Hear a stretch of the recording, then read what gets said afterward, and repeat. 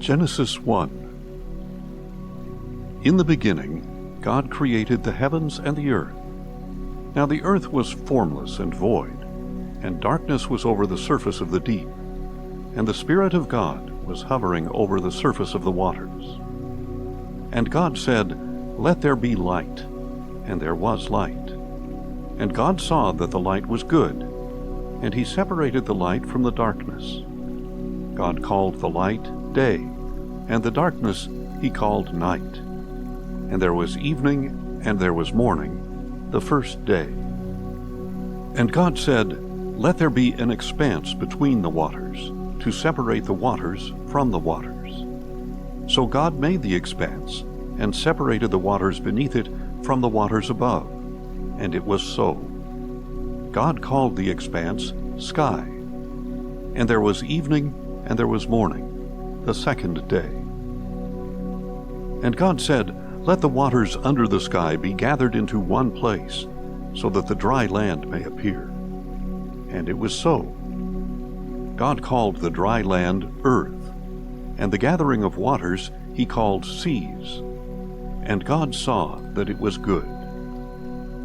Then God said, "Let the earth bring forth vegetation, seed-bearing plants and fruit trees, each bearing fruit with seed according to its kind." And it was so. The earth produced vegetation, seed-bearing plants according to their kinds, and trees bearing fruit with seed according to their kinds. And God saw that it was good. And there was evening, and there was morning, the third day. And God said, "Let there be lights in the expanse of the sky, to distinguish between the day and the night. And let them be signs to mark the seasons and days and years. And let them serve as lights in the expanse of the sky, to shine upon the earth." And it was so. God made two great lights, the greater light to rule the day, and the lesser light to rule the night. And he made the stars as well. God set these lights in the expanse of the sky, to shine upon the earth, to preside over the day and the night, and to separate the light from the darkness. And God saw that it was good. And there was evening, and there was morning, the fourth day. And God said, "Let the waters teem with living creatures, and let birds fly above the earth in the open expanse of the sky." So God created the great sea creatures, and every living thing that moves, with which the waters teemed according to their kinds, and every winged bird after its kind. And God saw that it was good. Then God blessed them and said, "Be fruitful and multiply, and fill the waters of the seas, and let birds multiply on the earth." And there was evening, and there was morning, the fifth day. And God said, "Let the earth bring forth living creatures according to their kinds, livestock, land crawlers, and beasts of the earth according to their kinds." And it was so.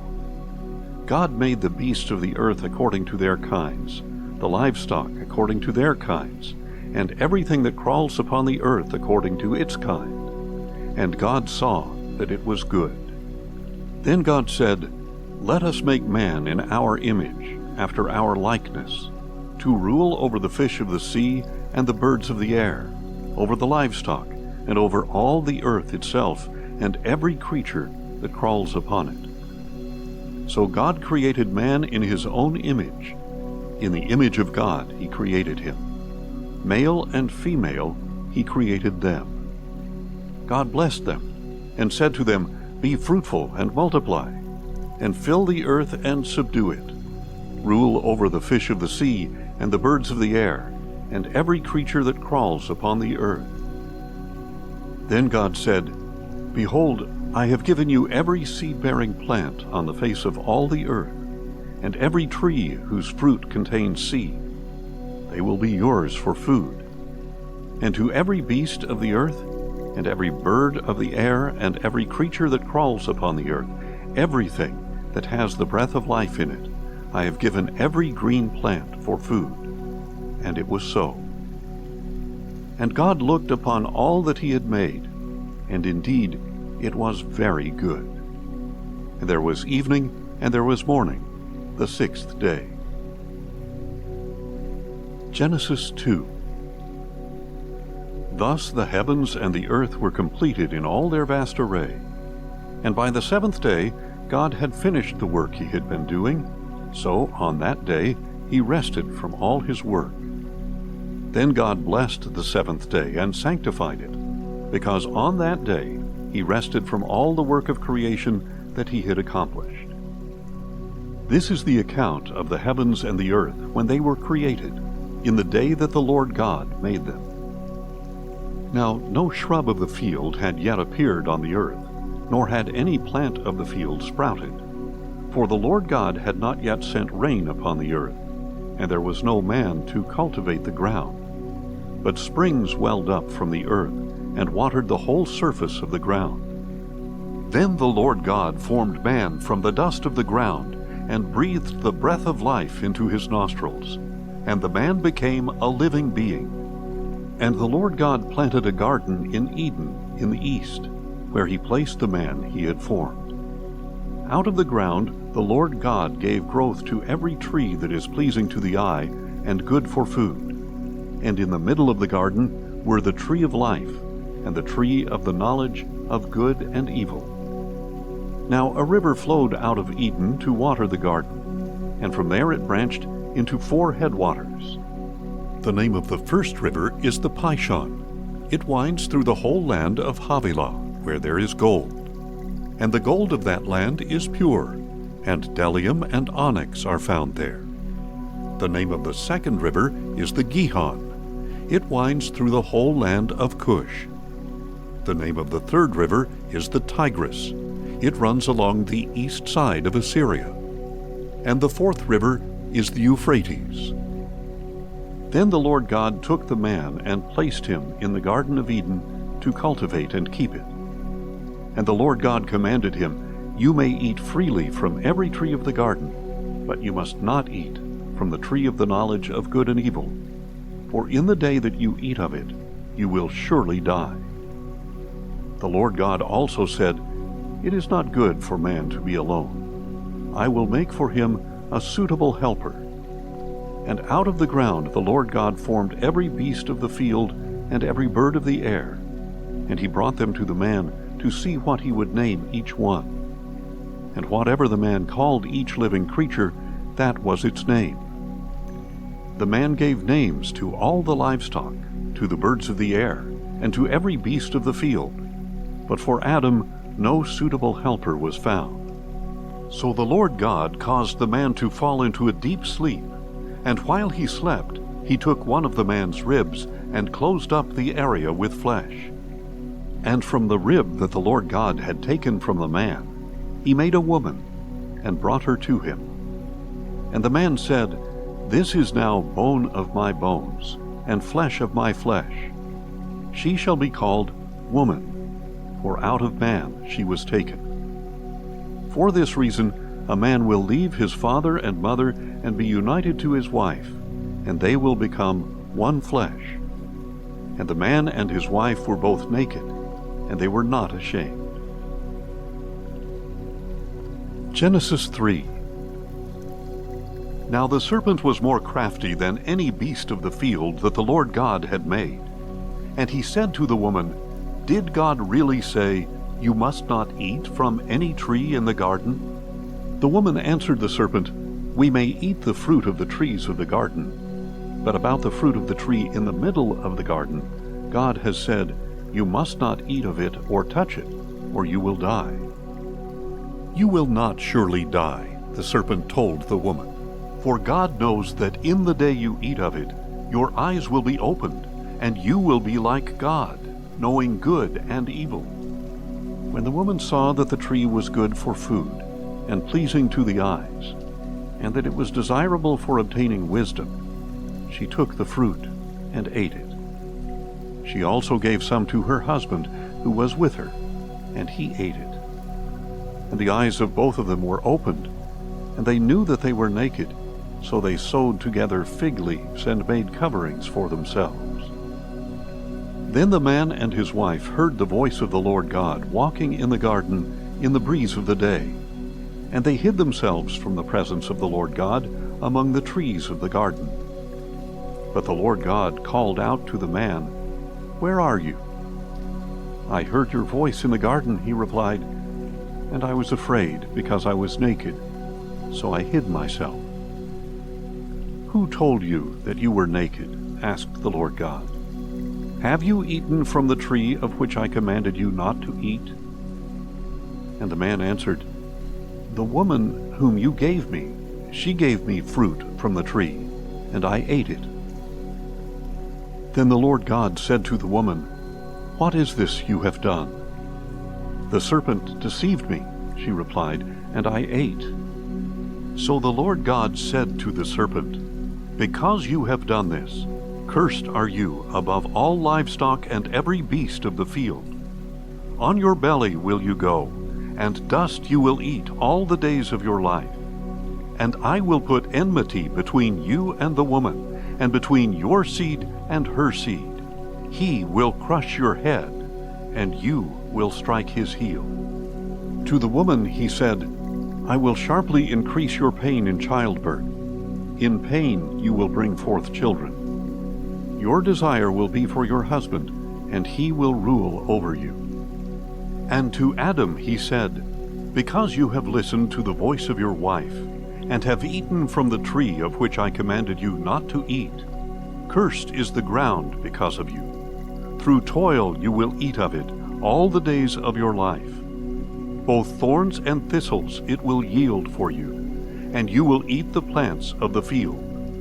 By the sweat of your brow you will eat your bread, until you return to the ground, because out of it you were taken.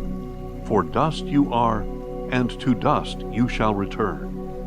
And Adam named his wife Eve, because she would be the mother of all the living. And the Lord God made garments of skin for Adam and his wife, and he clothed them. Then the Lord God said, "Behold, the man has become like one of us, knowing good and evil. And now lest he reach out his hand and take also from the tree of life and eat, and live forever." Therefore the Lord God banished him from the Garden of Eden to work the ground from which he had been taken. So he drove out the man, and stationed cherubim on the east side of the Garden of Eden, along with a whirling sword of flame, to guard the way to the tree of life. Genesis 4. And Adam had relations with his wife Eve, and she conceived and gave birth to Cain. "With the help of the Lord I have brought forth a man," she said. Later she gave birth to Cain's brother Abel. Now Abel was a keeper of sheep, while Cain was a tiller of the soil.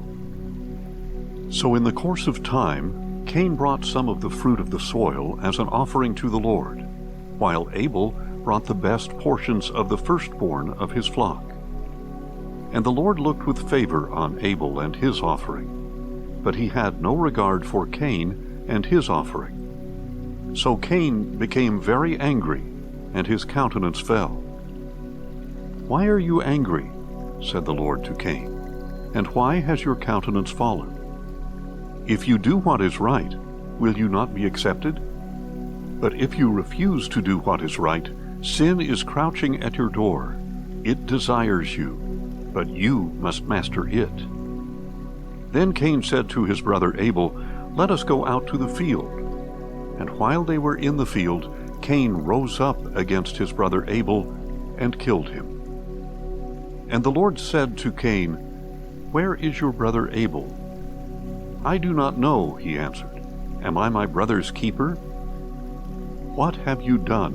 replied the Lord. "The voice of your brother's blood cries out to me from the ground. Now you are cursed and banished from the ground, which has opened its mouth to receive your brother's blood from your hand. When you till the ground, it will no longer yield its produce to you. You will be a fugitive and a wanderer on the earth." But Cain said to the Lord, "My punishment is greater than I can bear.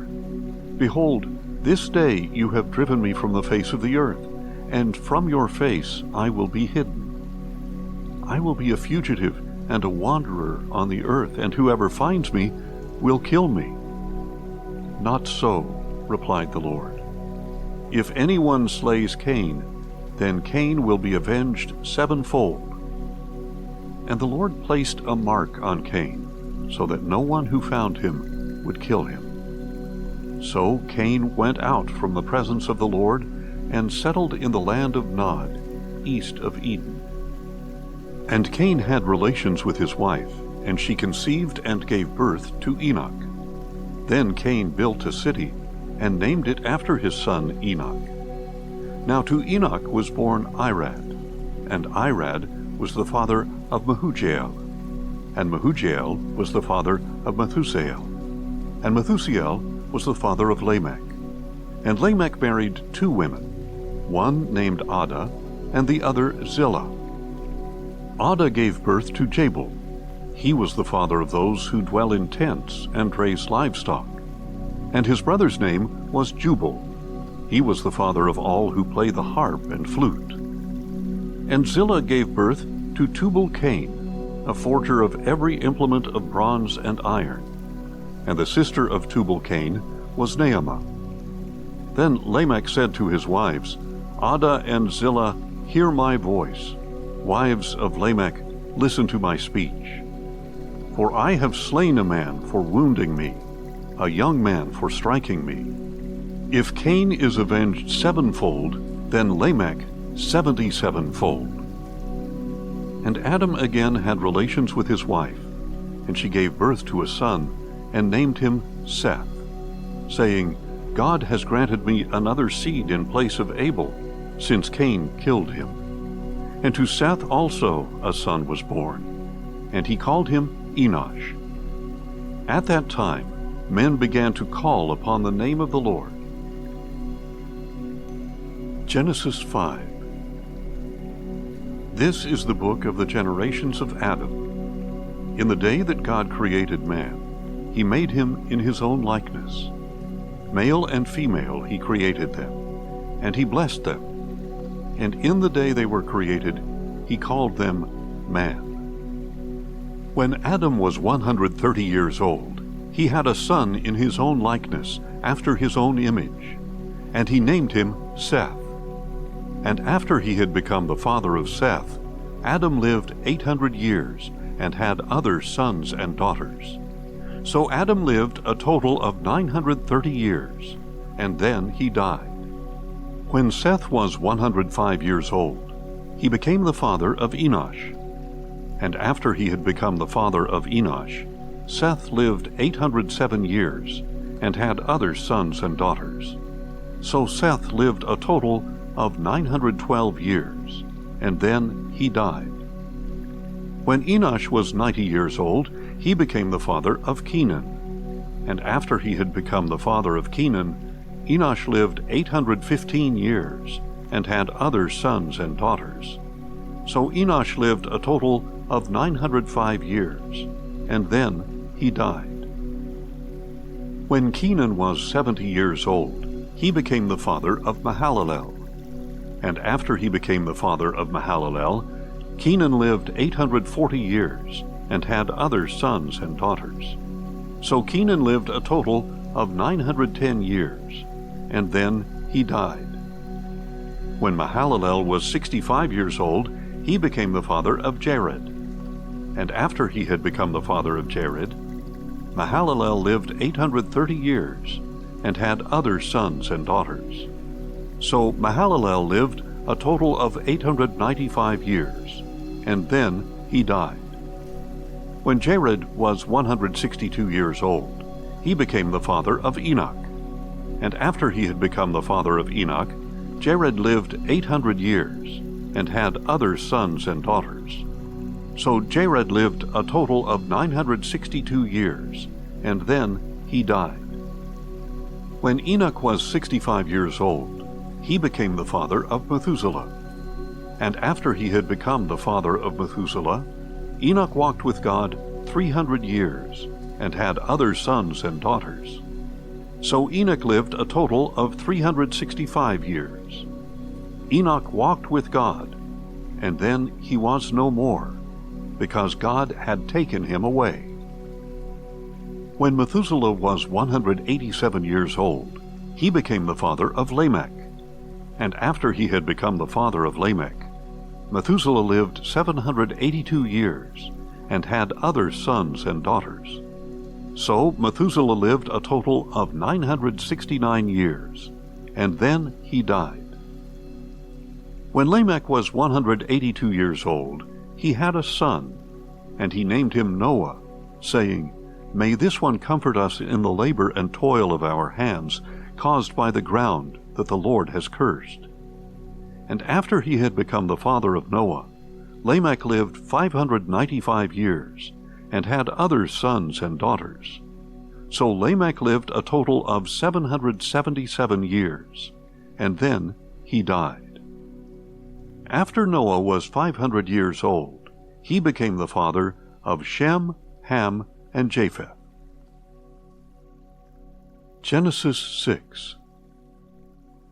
Now when men began to multiply on the face of the earth, and daughters were born to them, the sons of God saw that the daughters of men were beautiful, and they took as wives whomever they chose. So the Lord said, "My spirit will not contend with man forever, for he is mortal. His days shall be 120 years. The Nephilim were on the earth in those days, and afterward as well, when the sons of God had relations with the daughters of men.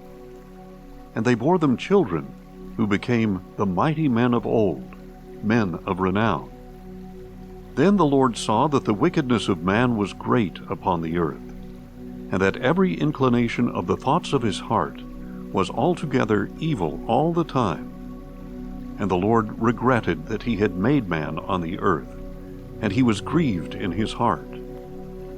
So the Lord said, I will blot out man whom I have created from the face of the earth, every man and beast, and crawling creature and bird of the air, for I am grieved that I have made them. Noah, however, found favor in the eyes of the Lord. This is the account of Noah. Noah was a righteous man, blameless in his generation. Noah walked with God. And Noah had 3 sons, Shem, Ham, and Japheth. Now the earth was corrupt in the sight of God, and full of violence. And God looked upon the earth, and saw that it was corrupt, for all living creatures on the earth had corrupted their ways. Then God said to Noah, The end of all living creatures has come before me, because through them the earth is full of violence. Now behold, I will destroy both them and the earth. Make for yourself an ark of gopher wood. Make rooms in the ark, and coat it with pitch inside and out. And this is how you are to build it. The ark is to be 300 cubits long, 50 cubits wide, and 30 cubits high. You are to make a roof for the ark. Finish its walls a cubit from the top. Place a door in the side of the ark, and build lower, middle, and upper decks. And behold, I will bring floodwaters upon the earth to destroy every creature under the heavens that has the breath of life. Everything on the earth will perish. But I will establish my covenant with you, and you will enter the ark, you and your sons, and your wife, and your sons' wives with you. And you are to bring 2 of every living creature into the ark, male and female, to keep them alive with you. 2 of every kind of bird and animal and crawling creature will come to you to be kept alive. You are also to take for yourself every kind of food that is eaten, and gather it as food for yourselves and for the animals. So Noah did everything precisely as God had commanded him. Genesis 7. Then the Lord said to Noah, Go into the ark, you and all your family, because I have found you righteous in this generation. You are to take with you 7 pairs of every kind of clean animal, a male and its mate, a pair of every kind of unclean animal, a male and its mate, and 7 pairs of every kind of bird of the air, male and female, to preserve their offspring on the face of all the earth. For 7 days from now I will send rain on the earth for 40 days and 40 nights, and I will wipe from the face of the earth every living thing I have made. And Noah did all that the Lord had commanded him. Now Noah was 600 years old when the floodwaters came upon the earth. And Noah and his wife, with his sons and their wives, entered the ark to escape the waters of the flood. The clean and unclean animals, the birds, and everything that crawls along the ground came to Noah to enter the ark, 2 by 2, male and female, as God had commanded Noah. And after 7 days the floodwaters came upon the earth. In the 600th year of Noah's life, on the 17th day of the 2nd month, all the fountains of the great deep burst forth, and the floodgates of the heavens were opened. And the rain fell upon the earth for 40 days and 40 nights. On that very day Noah entered the ark, along with his sons Shem, Ham, and Japheth, and his wife, and the 3 wives of his sons. They and every kind of wild animal, livestock, crawling creature, bird, and winged creature. They came to Noah to enter the ark, 2 by 2 of every creature with the breath of life. And they entered, the male and female of every living thing, as God had commanded Noah. Then the Lord shut him in. For 40 days the flood kept coming on the earth, and the waters rose and lifted the ark high above the earth. So the waters continued to surge and rise greatly on the earth, and the ark floated on the surface of the waters. Finally, the waters completely prevailed upon the earth, so that all the high mountains under all the heavens were covered. The waters rose and covered the mountain tops to a depth of 15 cubits. And every living thing that moved upon the earth perished, birds, livestock, animals, every creature that swarms upon the earth, and all mankind. Of all that was on dry land, everything that had the breath of life in its nostrils died. And every living thing on the face of the earth was destroyed, man and livestock, crawling creatures and birds of the air. They were blotted out from the earth, and only Noah and those with him in the ark remained. And the waters prevailed upon the earth for 150 days. Genesis 8. But God remembered Noah, and all the animals and livestock that were with him in the ark. And God sent a wind over the earth, and the waters began to subside. The springs of the deep and the floodgates of the heavens were closed, and the rain from the sky was restrained. The waters receded steadily from the earth, and after 150 days the waters had gone down. On the 17th day of the 7th month, the ark came to rest on the mountains of Ararat. And the waters continued to recede until the 10th month. And on the 1st day of the 10th month, the tops of the mountains became visible. After 40 days, Noah opened the window he had made in the ark and sent out a raven. It kept flying back and forth until the waters had dried up from the earth. Then Noah sent out a dove to see if the waters had receded from the surface of the ground. But the dove found no place to rest her foot, and she returned to him in the ark, because the waters were still covering the surface of all the earth. So he reached out his hand and brought her back inside the ark. Noah waited 7 more days, and again sent out the dove from the ark.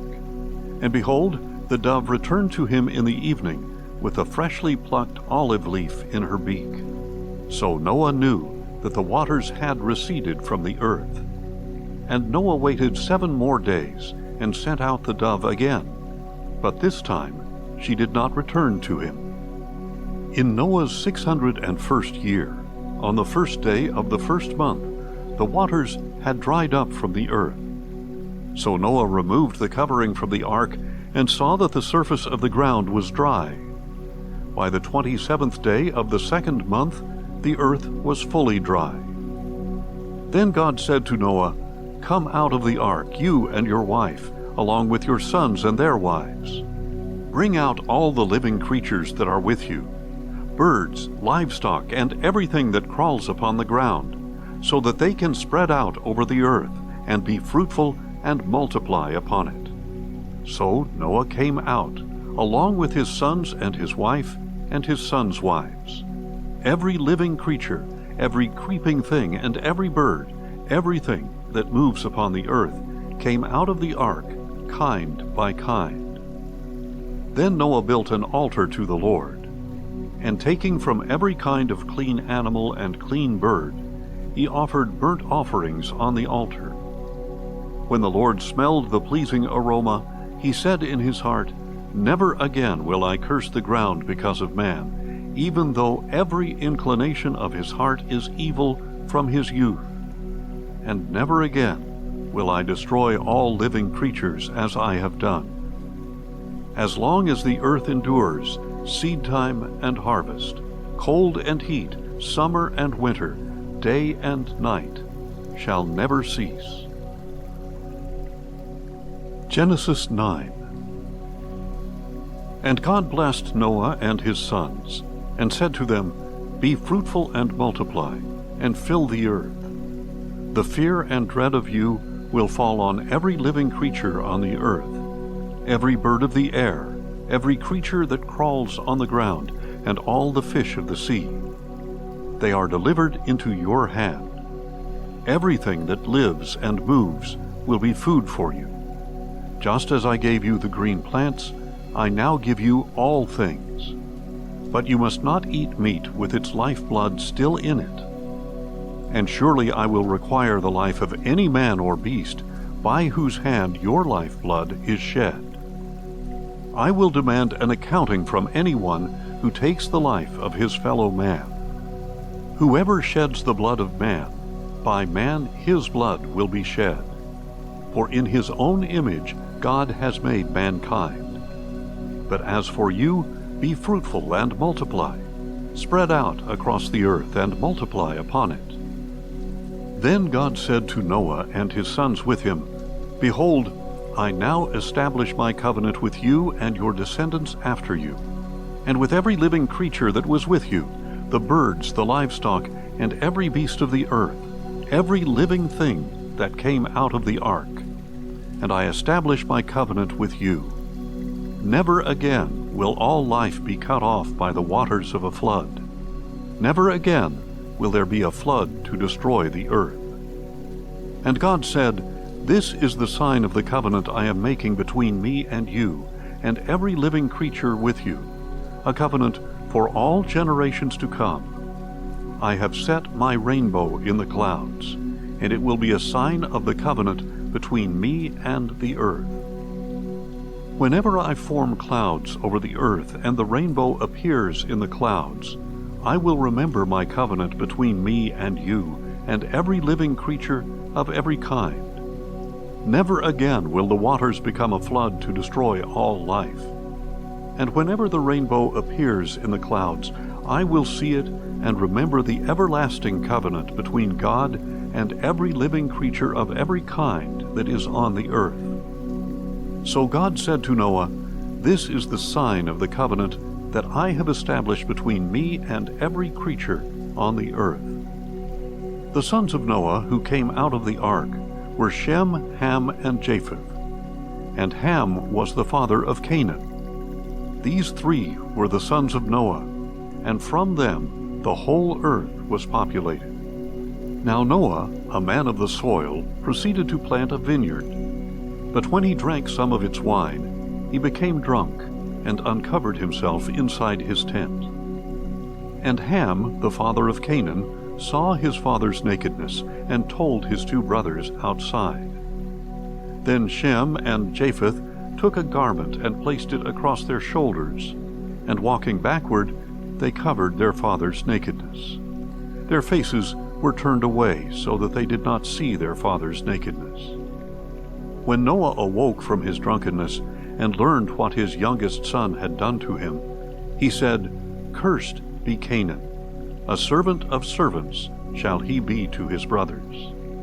He also declared, Blessed be the Lord, the God of Shem. May Canaan be the servant of Shem. May God expand the territory of Japheth. May he dwell in the tents of Shem, and may Canaan be his servant. After the flood, Noah lived 350 years. So Noah lived a total of 950 years, and then he died. Genesis 10. This is the account of Noah's sons, Shem, Ham, and Japheth, who also had sons after the flood. The sons of Japheth: Gomer, Magog, Madai, Javan, Tubal, Meshech, and Tyrus. The sons of Gomer: Ashkenaz, Riphath, and Togarmah. And the sons of Javan: Elisha, Tarshish, the Kittites, and the Rodanites. From these the maritime peoples separated into their territories according to their languages, by clans within their nations. The sons of Ham: Cush, Mizraim, Put, and Canaan. The sons of Cush: Seba, Havilah, Sabta, Raamah, and Sabtika. And the sons of Ramah: Sheba and Dedan. Cush was the father of Nimrod, who began to be a mighty one on the earth. He was a mighty hunter before the Lord. So it is said, like Nimrod, a mighty hunter before the Lord. His kingdom began in Babylon, Erech, Akkad, and Calneh in the land of Shinar. From that land he went forth into Assyria, where he built Nineveh, Rehoboth-ir, Calah, and Resen, which is between Nineveh and the great city of Calah. Mizraim was the father of the Ludites, the Anamites, the Lehabites, the Naphtuhites, the Pathrusites, the Casluhites, from whom the Philistines came, and the Caphtorites. And Canaan was the father of Sidon, his firstborn, and of the Hittites, the Jebusites, the Amorites, the Girgashites, the Hivites, the Archites, the Sinites, the Arvadites, the Zemarites, and the Hamathites. Later the Canaanite clans were scattered, and the borders of Canaan extended from Sidon toward Gerar as far as Gaza, and then toward Sodom, Gomorrah, Admah, and Zeboim, as far as Lasha. These are the sons of Ham, according to their clans, languages, lands, and nations. And sons were also born to Shem, the older brother of Japheth. Shem was the forefather of all the sons of Eber. The sons of Shem: Elam, Asher, Arphaxad, Lud, and Aram. The sons of Aram: Uz, Hul, Gether, and Mash. Arphaxad was the father of Shelah, and Shelah was the father of Eber. 2 sons were born to Eber. One was named Peleg, because in his days the earth was divided, and his brother was named Joktan.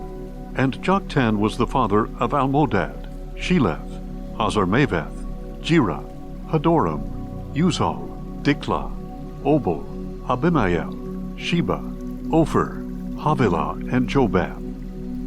All these were sons of Joktan. Their territory extended from Mesha to Sephar, in the eastern hill country. These are the sons of Shem, according to their clans, languages, lands, and nations. All these are the clans of Noah's sons, according to their generations and nations. From these, the nations of the earth spread out after the flood. Genesis 11. Now the whole world had one language and a common form of speech. And as people journeyed eastward, they found a plain in the land of Shinar, and settled there.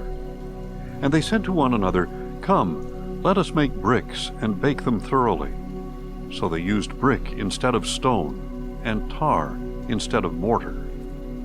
Come, they said, let us build for ourselves a city with a tower that reaches to the heavens, that we may make a name for ourselves, and not be scattered over the face of all the earth. Then the Lord came down to see the city and the tower that the sons of men were building. And the Lord said, If they have begun to do this as one people, speaking the same language, then nothing they devise will be beyond them. Come, let us go down and confuse their language, so that they will not understand one another's speech. So the Lord scattered them from there over the face of all the earth, and they stopped building the city. That is why it is called Babel, for there the Lord confused the language of the whole world, and from that place the Lord scattered them over the face of all the earth. This is the account of Shem. 2 years after the flood, when Shem was 100 years old, he became the father of Arphaxad. And after he had become the father of Arphaxad, Shem lived 500 years and had other sons and daughters. When Arphaxad was 35 years old, he became the father of Shelah. And after he had become the father of Shelah, Arphaxad lived 403 years and had other sons and daughters. When Shelah was 30 years old, he became the father of Eber. And after he had become the father of Eber, Shelah lived 403 years and had other sons and daughters. When Eber was 34 years old, he became the father of Peleg. And after he had become the father of Peleg, Eber lived 430 years and had other sons and daughters. When Peleg was 30 years old, he became the father of Reu. And after he had become the father of Reu, Peleg lived 209 years and had other sons and daughters. When Reu was 32 years old, he became the father of Serug. And after he had become the father of Serug, Reu lived 207 years and had other sons and daughters. When Serug was 30 years old, he became the father of Nahor. And after he had become the father of Nahor, Serug lived 200 years and had other sons and daughters. When Nahor was 29 years old, he became the father of Terah. And after he had become the father of Terah, Nahor lived 119 years and had other sons and daughters. When Terah was 70 years old, he became the father of Abram, Nahor, and Haran. This is the account of Terah. Terah became the father of Abram, Nahor, and Haran became the father of Lot. During his father Terah's lifetime, Haran died in his native land, in Ur of the Chaldeans. And Abram and Nahor took wives for themselves. Abram's wife was named Sarai, and Nahor's wife was named Milcah. She was the daughter of Haran, who was the father of both Milcah and Iscah. But Sarai was barren.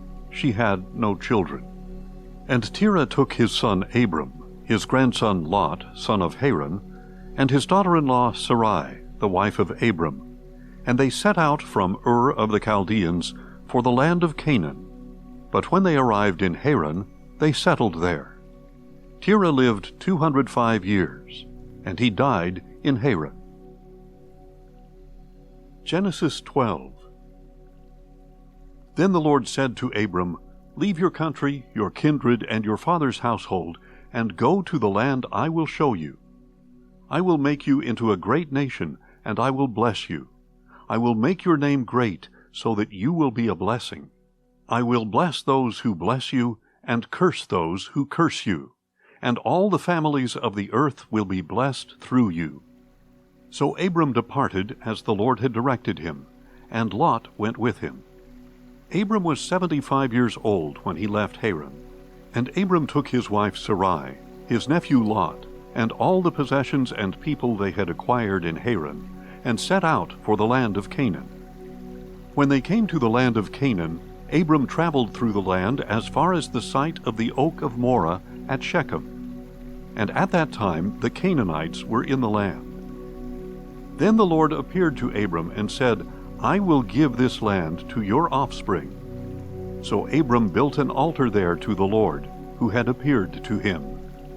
From there Abram moved on to the hill country east of Bethel, and pitched his tent, with Bethel to the west and Ai to the east. There he built an altar to the Lord, and he called on the name of the Lord. And Abram journeyed on toward the Negev. Now there was a famine in the land, So Abram went down to Egypt to live there for a while, because the famine was severe. As he was about to enter Egypt, he said to his wife Sarai, "Look, I know that you are a beautiful woman, and when the Egyptians see you, they will say, 'This is his wife.' Then they will kill me, but will let you live. Please say you are my sister, so that I will be treated well for your sake, and on account of you my life will be spared." So when Abram entered Egypt, the Egyptians saw that the woman was very beautiful. When Pharaoh's officials saw Sarai, they commended her to him, and she was taken into the palace of Pharaoh. He treated Abram well on her account, and Abram acquired sheep and cattle, male and female donkeys, men servants and maidservants, and camels.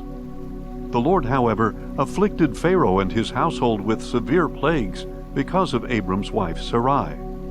So Pharaoh summoned Abram and asked, "What have you done to me? Why didn't you tell me she was your wife? Why did you say, 'She is my sister,' so that I took her as my wife? Now then, here is your wife. Take her and go." Then Pharaoh gave his men orders concerning Abram, and they sent him away with his wife and all his possessions. Genesis 13. So Abram went up out of Egypt into the Negev, he and his wife and all his possessions, and Lot was with him. And Abram had become extremely wealthy in livestock and silver and gold. From the Negev he journeyed from place to place toward Bethel, until he came to the place between Bethel and Ai, where his tent had formerly been pitched, to the site where he had built the altar. And there Abram called on the name of the Lord. Now Lot, who was traveling with Abram, also had flocks and herds and tents. But the land was unable to support both of them while they stayed together, for they had so many possessions that they were unable to coexist.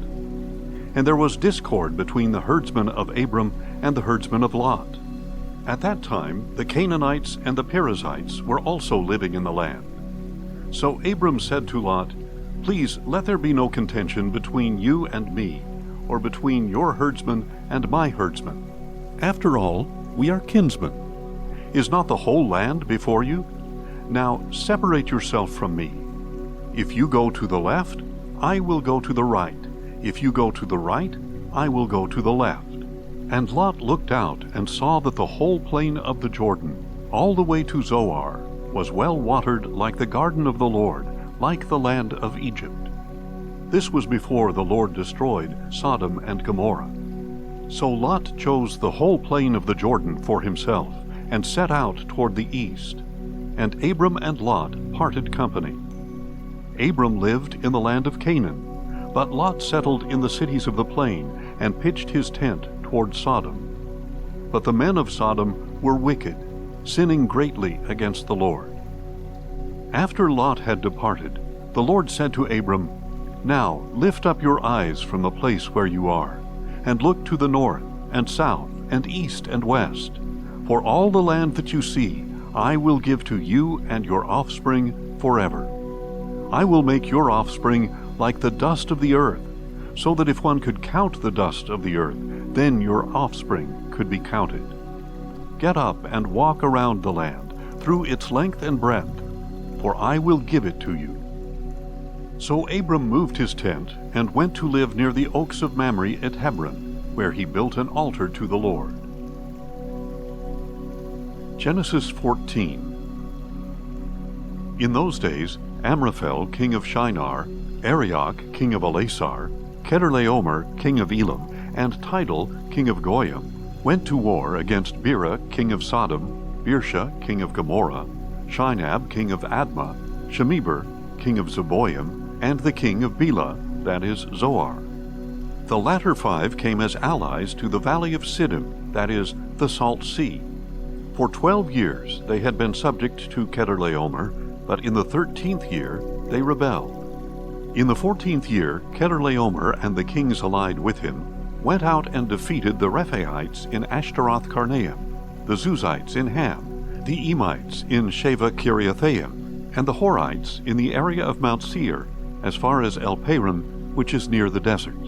Then they turned back to invade En-Mishpat, that is, Kadesh, and they conquered the whole territory of the Amalekites, as well as the Amorites who lived in Hazazon Tamar. Then the king of Sodom, the king of Gomorrah, the king of Admah, the king of Zeboim, and the king of Bela, that is, Zoar, marched out and arrayed themselves for battle in the valley of Siddim against Chedorlaomer, king of Elam, Tidal, king of Goyim, Amraphel, king of Shinar, and Arioch, king of Elasar, 4 kings against 5. Now the valley of Siddim was full of tar pits, and as the kings of Sodom and Gomorrah fled, some men fell into the pits, but the survivors fled to the hill country. The 4 kings seized all the goods of Sodom and Gomorrah and all their food, and they went on their way. They also carried off Abram's nephew Lot and his possessions, since Lot was living in Sodom. Then an escapee came and reported this to Abram the Hebrew. Now Abram was living near the oaks of Mamre the Amorite, a brother of Eshcol and Aner, all of whom were bound by treaty to Abram. And when Abram heard that his relative had been captured, he mobilized the 318 trained men born in his household, and they set out in pursuit as far as Dan. During the night, Abram divided his forces and routed Chedorlaomer's army, pursuing them as far as Hobah, north of Damascus. He retrieved all the goods, as well as his relative Lot and his possessions, together with the women and the rest of the people. After Abram returned from defeating Chedorlaomer and the kings allied with him, the king of Sodom went out to meet him in the valley of Sheva, that is, the king's valley. Then Melchizedek, king of Salem, brought out bread and wine, since he was priest of God Most High. And he blessed Abram, and said, Blessed be Abram by God Most High, creator of heaven and earth, and blessed be God Most High, who has delivered your enemies into your hand. Then Abram gave Melchizedek 1/10 of everything. The king of Sodom said to Abram, Give me the people, but take the goods for yourself. But Abram replied to the king of Sodom, I have raised my hand to the Lord God Most High, creator of heaven and earth, that I will not accept even a thread or a strap of a sandal or anything that belongs to you, lest you should say, I have made Abram rich. I will accept nothing but what my men have eaten, and the share for the men who went with me, Aner, Eshcol, and Mamre. They may take their portion. Genesis 15. After these events, the word of the Lord came to Abram in a vision. Do not be afraid, Abram. I am your shield, your very great reward. But Abram replied, O Lord God, what can you give me, since I remain childless, and the heir of my house is Eliezer of Damascus? Abram continued, Behold, you have given me no offspring, so a servant in my household will be my heir. Then the word of the Lord came to Abram, saying, This one will not be your heir, but one who comes from your own body will be your heir. And the Lord took him outside and said, Now look to the heavens and count the stars, if you are able. Then he told him, So shall your offspring be. Abram believed the Lord, and it was credited to him as righteousness. The Lord also told him, I am the Lord, who brought you out of Ur of the Chaldeans, to give you this land to possess. But Abram replied, Lord God, how can I know that I will possess it? And the Lord said to him, Bring me a heifer, a goat, and a ram, each 3 years old, along with a turtle dove and a young pigeon. So Abram brought all these to him, split each of them down the middle, and laid the halves opposite each other. The birds, however, he did not cut in half. And the birds of prey descended on the carcasses, but Abram drove them away. As the sun was setting, Abram fell into a deep sleep, and suddenly great terror and darkness overwhelmed him. Then the Lord said to Abram, Know for certain that your descendants will be strangers in a land that is not their own, and they will be enslaved and mistreated 400 years. But I will judge the nation they serve as slaves, and afterward they will depart with many possessions. You, however, will go to your fathers in peace, and be buried at a ripe old age. In the 4th generation your descendants will return here, for the iniquity of the Amorites is not yet complete. When the sun had set and darkness had fallen, behold, a smoking firepot and a flaming torch appeared, and passed between the halves of the carcasses. On that day the Lord made a covenant with Abram, saying, To your descendants I have given this land, from the river of Egypt to the great river Euphrates, the land of the Kenites, Kenizzites, Cadmonites, Hittites, Perizzites, Rephaites, Amorites, Canaanites, Girgashites, and Jebusites. Genesis 16. Now Abram's wife Sarai had borne him no children, but she had an Egyptian maidservant named Hagar. So Sarai said to Abram, Look now, the Lord has prevented me from bearing children. Please go to my maidservant. Perhaps I can build a family by her. And Abram listened to the voice of Sarai. So after he had lived in Canaan for 10 years, his wife Sarai took her Egyptian maidservant Hagar, and gave her to Abram to be his wife. And he slept with Hagar, and she conceived. But when Hagar realized that she was pregnant, she began to despise her mistress. Then Sarai said to Abram, May the wrong done to me be upon you. I delivered my servant into your arms, and ever since she saw that she was pregnant, she has treated me with contempt. May the Lord judge between you and me. Here, said Abram, your servant is in your hands. Do whatever you want with her. Then Sarai treated Hagar so harshly that she fled from her. Now the angel of the Lord found Hagar by a spring of water in the desert, the spring along the road to Shur. Hagar, servant of Sarai, he said, Where have you come from, and where are you going? I am running away from my mistress Sarai, she replied. So the angel of the Lord told her, Return to your mistress and submit to her authority. Then the angel added, I will greatly multiply your offspring, so that they will be too numerous to count. The angel of the Lord proceeded, Behold, you have conceived and will bear a son, and you shall name him Ishmael. For the Lord has heard your cry of affliction. He will be a wild donkey of a man, and his hand will be against everyone, and everyone's hand against him. He will live in hostility toward all his brothers.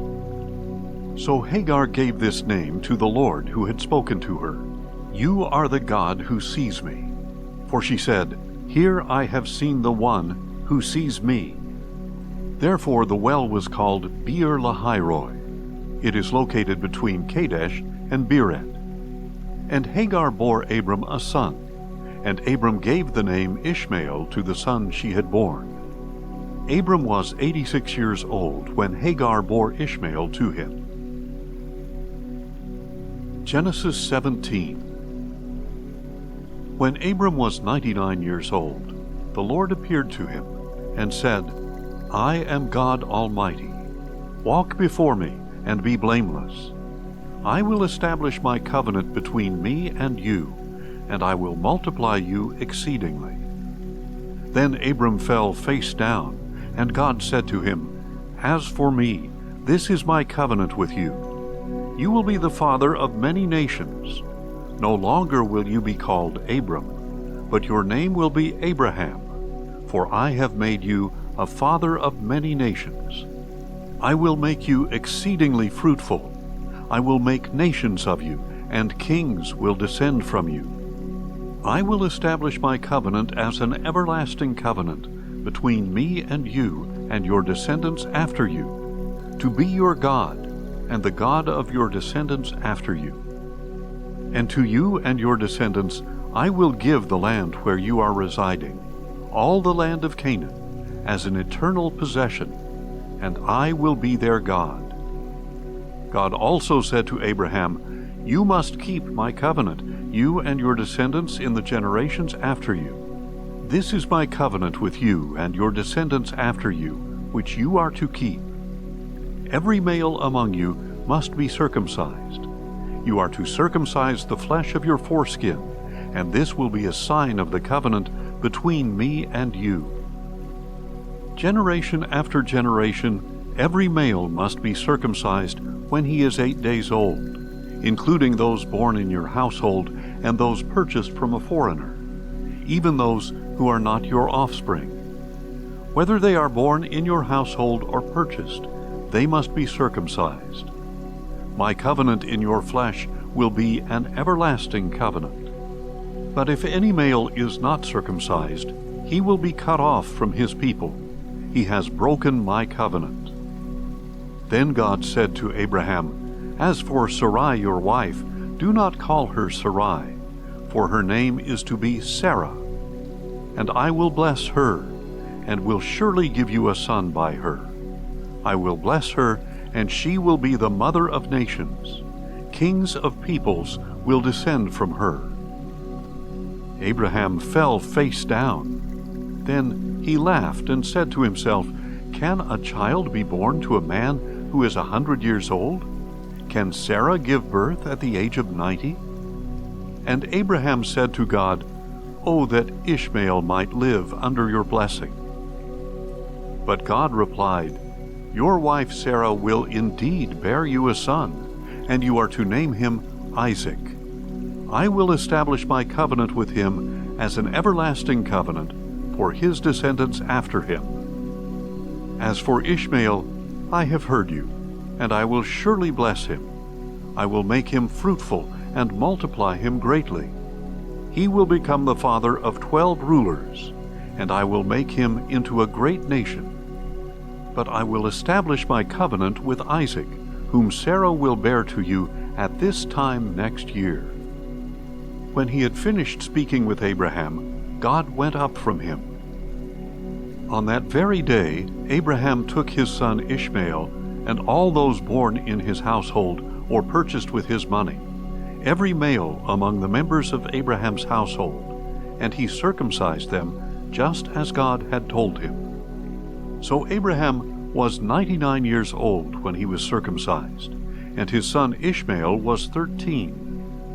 Abraham and his son Ishmael were circumcised on the same day, and all the men of Abraham's household, both servants born in his household and those purchased from foreigners, were circumcised with him. Genesis 18. Then the Lord appeared to Abraham by the oaks of Mamre in the heat of the day, while he was sitting at the entrance of his tent. And Abraham looked up and saw 3 men standing nearby. When he saw them, he ran from the entrance of his tent to meet them and bowed low to the ground. My Lord, said Abraham, if I have found favor in your sight, please do not pass your servant by. Let a little water be brought, that you may wash your feet and rest yourselves under the tree. And I will bring a bit of bread, so that you may refresh yourselves. This is why you have passed your servant's way. After that, you may continue on your way. Yes, they replied, you may do as you have said. So Abraham hurried into the tent and said to Sarah, Quick, prepare 3 seahs of fine flour, knead it and bake some bread. Meanwhile, Abraham ran to the herd, selected a tender and choice calf, and gave it to a servant, who hurried to prepare it. Then Abraham brought curds and milk, and the calf that had been prepared, and he set them before the men, and stood by them under the tree as they ate. Where is your wife Sarah? They asked. There in the tent, he replied. Then the Lord said, I will surely return to you at this time next year, and your wife Sarah will have a son. Now Sarah was behind him, listening at the entrance to the tent. And Abraham and Sarah were already old and well along in years. Sarah had passed the age of childbearing. So she laughed to herself, saying, After I am worn out and my master is old, will I now have this pleasure? And the Lord asked Abraham, Why did Sarah laugh, and say, Can I really bear a child when I am old? Is anything too difficult for the Lord? At the appointed time I will return to you in about a year, and Sarah will have a son." But Sarah was afraid, so she denied it and said, "I did not laugh." "No," replied the Lord, "but you did laugh." When the men got up to leave, they looked out over Sodom, and Abraham walked along with them to see them off. And the Lord said, "Shall I hide from Abraham what I am about to do? Abraham will surely become a great and powerful nation, and through him all the nations of the earth will be blessed. For I have chosen him, so that he will command his children and his household after him to keep the way of the Lord by doing what is right and just, in order that the Lord may bring upon Abraham what he has promised." Then the Lord said, "The outcry against Sodom and Gomorrah is great. Because their sin is so grievous, I will go down to see if their actions fully justify the outcry that has reached me. If not, I will find out." And the two men turned away and went toward Sodom, but Abraham remained standing before the Lord. Abraham stepped forward and said, "Will you really sweep away the righteous with the wicked? What if there are 50 righteous ones in the city? Will you really sweep it away and not spare the place for the sake of the 50 righteous ones who are there? Far be it from you to do such a thing, to kill the righteous with the wicked, so that the righteous and the wicked are treated alike. Far be it from you. Will not the judge of all the earth do what is right?" So the Lord replied, "If I find 50 righteous ones within the city of Sodom, on their account I will spare the whole place." Then Abraham answered, "Now that I have ventured to speak to the Lord, though I am but dust and ashes, suppose the 50 righteous ones lack 5. Will you destroy the whole city for the lack of 5? He replied, "If I find 45 there, I will not destroy it." Once again Abraham spoke to the Lord, "Suppose 40 are found there." He answered, "On account of the 40, I will not do it." Then Abraham said, "May the Lord not be angry, but let me speak further. Suppose 30 are found there." He replied, "If I find 30 there, I will not do it." And Abraham said, "Now that I have ventured to speak to the Lord, suppose 20 are found there." He answered, "On account of the 20, I will not destroy it." Finally Abraham said, "May the Lord not be angry, but let me speak once more. Suppose 10 are found there." And he answered, "On account of the 10, I will not destroy it." When the Lord had finished speaking with Abraham, he departed, and Abraham returned home. Genesis 19. Now the two angels arrived at Sodom in the evening, and Lot was sitting in the gateway of the city. When Lot saw them, he got up to meet them, bowed face down, and said, "My lords, please turn aside into the house of your servant. Wash your feet and spend the night. Then you can rise early and go on your way." "No," they answered, "we will spend the night in the square." But Lot insisted so strongly that they followed him into his house. He prepared a feast for them and baked unleavened bread, and they ate. Before they had gone to bed, all the men of the city of Sodom, both young and old, surrounded the house. They called out to Lot, saying, "Where are the men who came to you tonight? Send them out to us, so we can have relations with them." Lot went outside to meet them, shutting the door behind him. "Please, my brothers," he pleaded, "don't do such a wicked thing. Look, I have 2 daughters who have never slept with a man. Let me bring them to you, and you can do to them as you please, but do not do anything to these men, for they have come under the protection of my roof."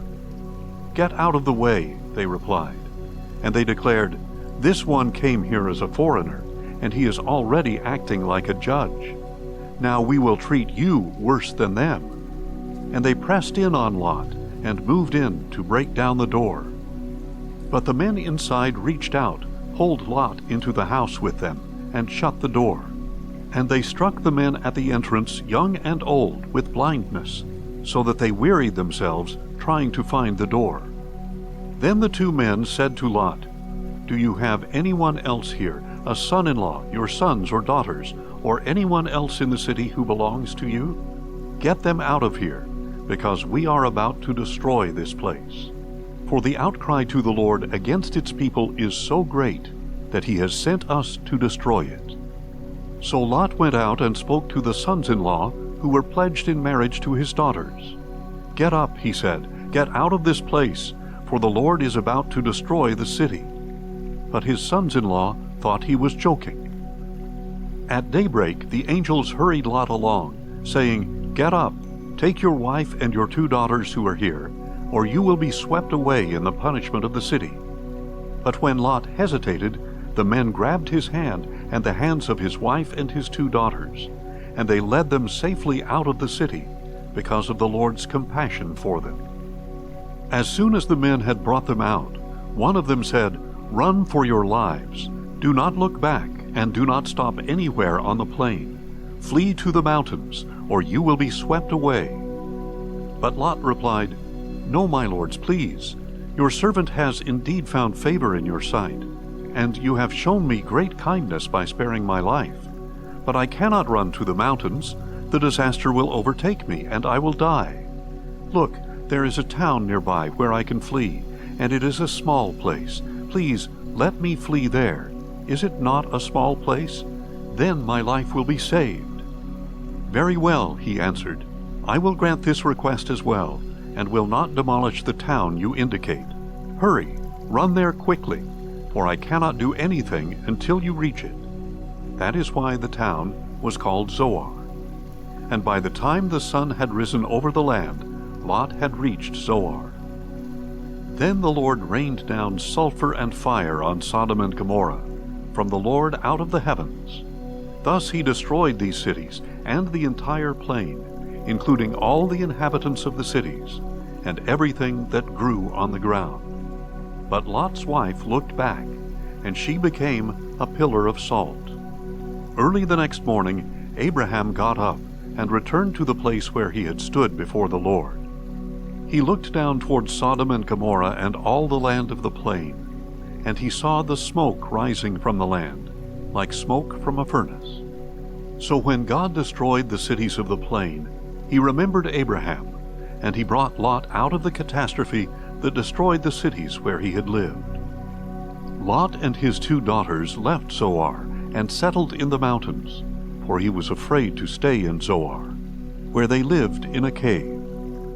One day the older daughter said to the younger, Our father is old, and there is no man in the land to sleep with us, as is the custom over all the earth.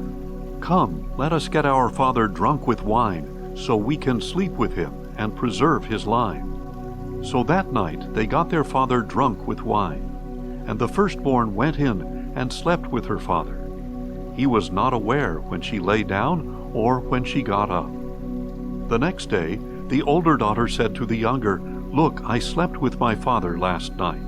Let us get him drunk with wine again tonight, so you can go in and sleep with him, and we can preserve our father's line. So again that night they got their father drunk with wine, and the younger daughter went in and slept with him. He was not aware when she lay down or when she got up. Thus both of Lot's daughters became pregnant by their father. The older daughter gave birth to a son and named him Moab. He is the father of the Moabites of today. The younger daughter also gave birth to a son, and she named him Ben-Ami. He is the father of the Ammonites of today. Genesis 20. Now Abraham journeyed from there to the region of the Negev, and settled between Kadesh and Shur. While he was staying in Gerar, Abraham said of his wife Sarah, She is my sister. So Abimelech, king of Gerar, had Sarah brought to him. One night, however, God came to Abimelech in a dream and told him, You are as good as dead because of the woman you have taken, for she is a married woman. Now Abimelech had not gone near her, so he replied, Lord, would you destroy a nation even though it is innocent? Didn't Abraham tell me, She is my sister? And she herself said, He is my brother. I have done this in the integrity of my heart and the innocence of my hands. Then God said to Abimelech in the dream, "Yes, I know that you did this with a clear conscience, and so I have kept you from sinning against me. That is why I did not let you touch her. Now return the man's wife, for he is a prophet. He will pray for you, and you will live. But if you do not restore her, be aware that you will surely die, you and all who belong to you." Early the next morning, Abimelech got up and summoned all his servants. And when he described to them all that had happened, the men were terrified. Then Abimelech called Abraham and asked, "What have you done to us? How have I sinned against you, that you have brought such tremendous guilt upon me and my kingdom? You have done things to me that should not be done." Abimelech also asked Abraham, "What prompted you to do such a thing?" Abraham replied, "I thought to myself, surely there is no fear of God in this place. They will kill me on account of my wife. Besides, she really is my sister, the daughter of my father, though not the daughter of my mother, and she became my wife. So when God had me journey from my father's house, I said to Sarah, 'This is how you can show your loyalty to me. Wherever we go, say of me, he is my brother.' So Abimelech brought sheep and cattle, men servants and maid servants, and he gave them to Abraham and restored his wife Sarah to him. And Abimelech said, 'Look, my land is before you. Settle wherever you please.' And he said to Sarah, 'See, I am giving your brother 1,000 pieces of silver. It is your vindication before all who are with you. You are completely cleared.' Then Abraham prayed to God, and God healed Abimelech and his wife and his maidservants, so that they could again bear children. For on account of Abraham's wife Sarah, the Lord had completely closed all the wombs in Abimelech's household." Genesis 21. Now the Lord attended to Sarah as he had said, and the Lord did for Sarah what he had promised. So Sarah conceived and bore a son to Abraham in his old age, at the very time God had promised. And Abraham gave the name Isaac to the son Sarah bore to him. When his son Isaac was 8 days old, Abraham circumcised him as God had commanded him. Abraham was 100 years old when his son Isaac was born to him.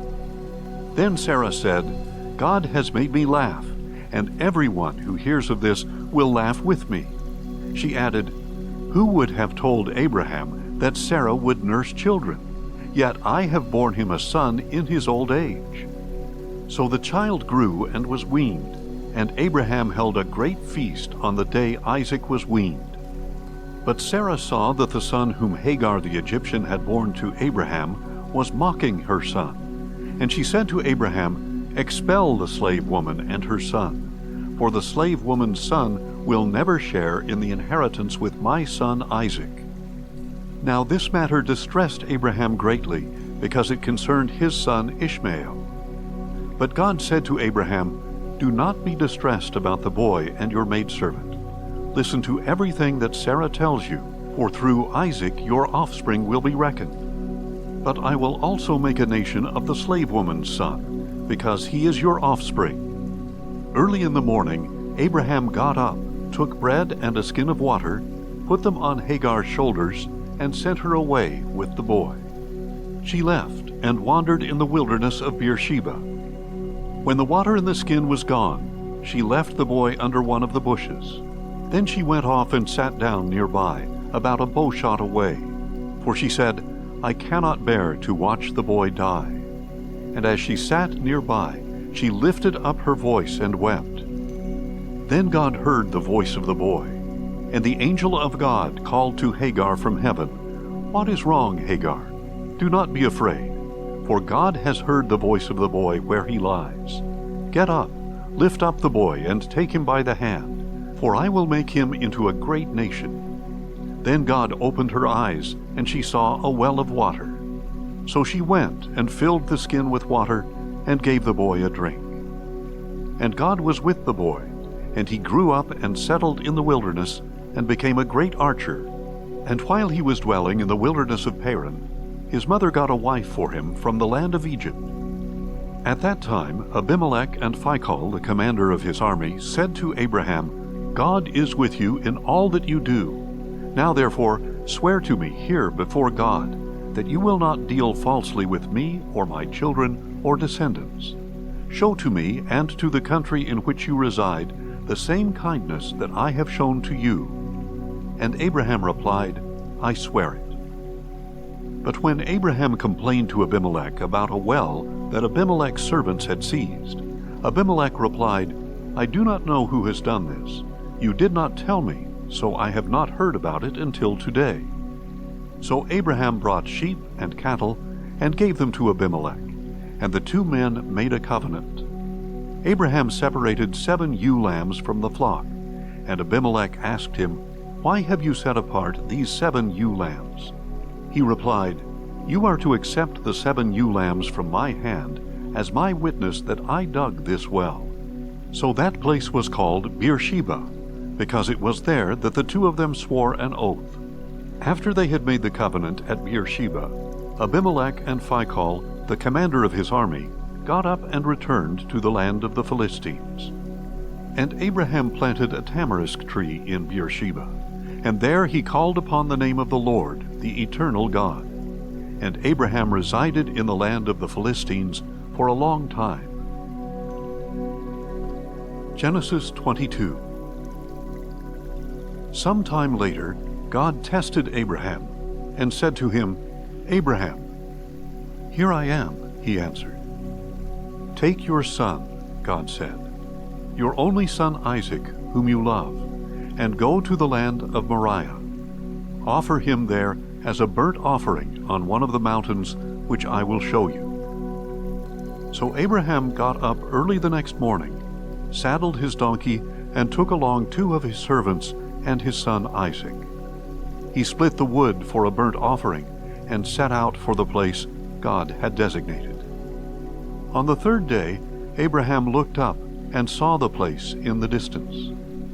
Stay here with the donkey, Abraham told his servants. The boy and I will go over there to worship, and then we will return to you. Abraham took the wood for the burnt offering and placed it on his son Isaac. He himself carried the fire and the sacrificial knife, and the 2 of them walked on together.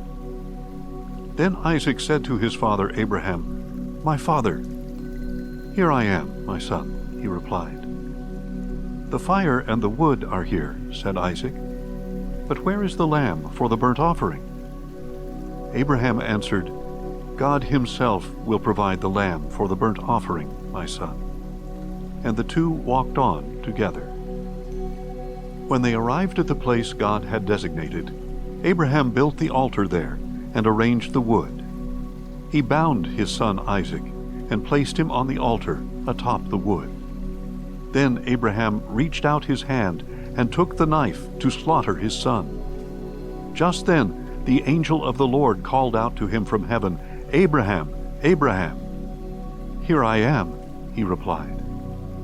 Do not lay a hand on the boy or do anything to him, said the angel. For now I know that you fear God, since you have not withheld your only son from me. Then Abraham looked up and saw behind him a ram in a thicket, caught by its horns. So he went and took the ram and offered it as a burnt offering in place of his son. And Abraham called that place, The Lord will provide. So to this day it is said, On the mountain of the Lord it will be provided. And the angel of the Lord called to Abraham from heaven a second time, saying, By myself I have sworn, declares the Lord, that because you have done this, and have not withheld your only son, I will surely bless you, and I will multiply your descendants like the stars in the sky and the sand on the seashore. Your descendants will possess the gates of their enemies, and through your offspring all nations of the earth will be blessed, because you have obeyed my voice. Abraham went back to his servants, and they got up and set out together for Beersheba, and Abraham settled in Beersheba. Some time later, Abraham was told, Milcah has also borne sons to your brother Nahor. Uz, the firstborn, his brother Buz, Kemuel, the father of Aram, Kesed, Hazo, Pildash, Jidlaph, and Bethuel. And Bethuel became the father of Rebekah. Milcah bore these 8 sons to Abraham's brother Nahor. Moreover, Nahor's concubine, whose name was Reumah, bore Tebah, Gaham, Tahash, and Maacah. Genesis 23. Now Sarah lived to be 127 years old.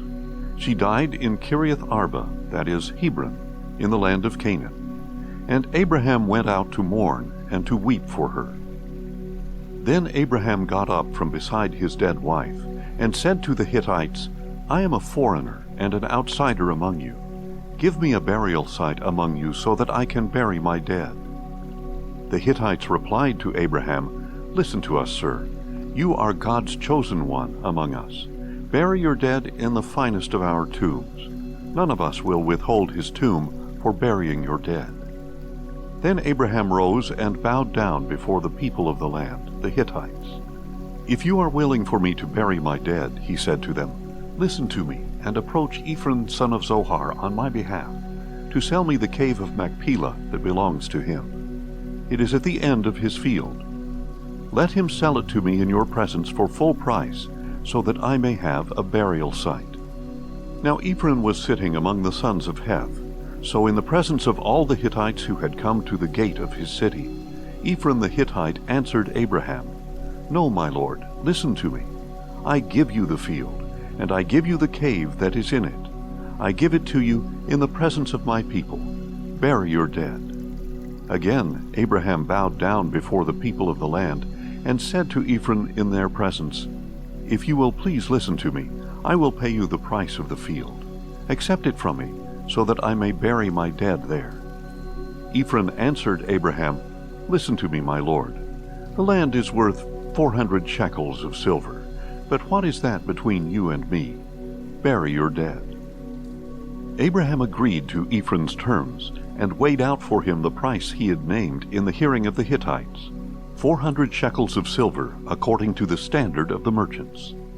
So Ephron's field at Machpelah near Mamre, the cave that was in it, and all the trees within the boundaries of the field were deeded over to Abraham's possession in the presence of all the Hittites who had come to the gate of his city. After this, Abraham buried his wife Sarah in the cave of the field at Machpelah near Mamre, that is, Hebron, in the land of Canaan. So the field and its cave were deeded by the Hittites to Abraham as a burial site. Genesis 24. By now Abraham was old and well along in years, and the Lord had blessed him in every way. So Abraham instructed the chief servant of his household, who managed all he owned, Place your hand under my thigh, and I will have you swear by the Lord, the God of heaven and the God of earth, that you will not take a wife for my son from the daughters of the Canaanites among whom I am dwelling, but will go to my country and my kindred to take a wife for my son Isaac. The servant asked him, What if the woman is unwilling to follow me to this land? Shall I then take your son back to the land from which you came? Abraham replied, Make sure that you do not take my son back there. The Lord, the God of heaven, who brought me from my father's house and my native land, who spoke to me and promised me on oath, saying, To your offspring I will give this land. He will send his angel before you, so that you can take a wife for my son from there. And if the woman is unwilling to follow you, then you are released from this oath of mine. Only do not take my son back there. So the servant placed his hand under the thigh of his master Abraham, and swore an oath to him concerning this matter. Then the servant took 10 of his master's camels, and departed with all manner of good things from his master in hand. And he set out for Nahor's hometown, in Aram Naharaim. As evening approached, he made the camels kneel down near the well outside the town, at the time when the women went out to draw water. O Lord God of my master Abraham, he prayed, please grant me success today, and show kindness to my master Abraham. Here I am, standing beside the spring, and the daughters of the townspeople are coming out to draw water. Now may it happen that the girl to whom I say, 'Please let down your jar that I may drink,' and who responds, 'Drink, and I will water your camels as well,' let her be the one you have appointed for your servant Isaac. By this I will know that you have shown kindness to my master." Before the servant had finished praying, Rebekah came out with her jar on her shoulder. She was the daughter of Bethuel, son of Milcah, the wife of Abraham's brother Nahor. Now the girl was very beautiful, a virgin who had not had relations with any man. She went down to the spring, filled her jar, and came up again. So the servant ran to meet her and said, "Please let me have a little water from your jar." "Drink, my lord," she replied, and she quickly lowered her jar to her hands and gave him a drink. After she had given him a drink, she said, "I will also draw water for your camels until they have had enough to drink." And she quickly emptied her jar into the trough and ran back to the well to draw water, until she had drawn water for all his camels. Meanwhile, the man watched her silently to see whether or not the Lord had made his journey a success. And after the camels had finished drinking, he took out a gold ring weighing a beka, and 2 gold bracelets for her wrists weighing 10 shekels. "Whose daughter are you?" he asked. "Please tell me, is there room in your father's house for us to spend the night?" She replied, "I am the daughter of Bethuel, the son that Milcah bore to Nahor." Then she added, "We have plenty of straw and feed, as well as a place for you to spend the night." Then the man bowed down and worshipped the Lord, saying, "Blessed be the Lord, the God of my master Abraham, who has not withheld his kindness and faithfulness from my master. As for me, the Lord has led me on the journey to the house of my master's relatives." The girl ran and told her mother's household about these things. Now Rebekah had a brother named Laban, and he rushed out to the man at the spring. As soon as he saw the ring and the bracelets on his sister's wrists, and heard Rebekah's words, "The man said this to me," he went and found the man standing by the camels near the spring. "Come, you who are blessed by the Lord," said Laban. "Why are you standing out here? I have prepared the house and a place for the camels." So the man came to the house, and the camels were unloaded. Straw and feed were brought to the camels, and water to wash his feet and the feet of his companions. Then a meal was set before the man, but he said, "I will not eat until I have told you what I came to say." So Laban said, "Please speak." "I am Abraham's servant," he replied. "The Lord has greatly blessed my master, and he has become rich. He has given him sheep and cattle, silver and gold, men servants and maidservants, camels and donkeys. My master's wife Sarah has borne him a son in her old age, and my master has given him everything he owns. My master made me swear an oath, and said, 'You shall not take a wife for my son from the daughters of the Canaanites in whose land I dwell, but you shall go to my father's house and to my kindred to take a wife for my son.' Then I asked my master, 'What if the woman will not come back with me?' And he told me, 'The Lord before whom I have walked will send his angel with you and make your journey a success, so that you may take a wife for my son from my kindred and from my father's house. And when you go to my kindred, if they refuse to give her to you, then you will be released from my oath.' So when I came to the spring today, I prayed, 'O Lord, God of my master Abraham, if only you would make my journey a success. Here I am, standing beside this spring. Now if a maiden comes out to draw water, and I say to her, "Please let me drink a little water from your jar," and she replies, "Drink, and I will draw water for your camels as well," may she be the woman the Lord has appointed for my master's son." And before I had finished praying in my heart, there was Rebekah coming out with her jar on her shoulder. And she went down to the spring and drew water. So I said to her, "Please give me a drink." She quickly lowered her jar from her shoulder and said, "Drink, and I will water your camels as well." So I drank, and she also watered the camels. Then I asked her, "Whose daughter are you?" She replied, "The daughter of Bethuel, son of Nahor, whom Milcah bore to him." So I put the ring on her nose and the bracelets on her wrists. Then I bowed down and worshipped the Lord, and I blessed the Lord, the God of my master Abraham, who led me on the right road to take the granddaughter of my master's brother for his son. Now if you will show kindness and faithfulness to my master, tell me. But if not, let me know, so that I may go elsewhere. Laban and Bethuel answered, This is from the Lord. We have no choice in the matter. Rebekah is here before you. Take her and go, and let her become the wife of your master's son, just as the Lord has decreed. When Abraham's servant heard their words, he bowed down to the ground before the Lord. Then he brought out jewels of silver and gold and articles of clothing, and he gave them to Rebekah. He also gave precious gifts to her brother and her mother. Then he and the men with him ate and drank and spent the night there. When they got up the next morning, he said, Send me on my way to my master. But her brother and mother said, Let the girl remain with us 10 days or so.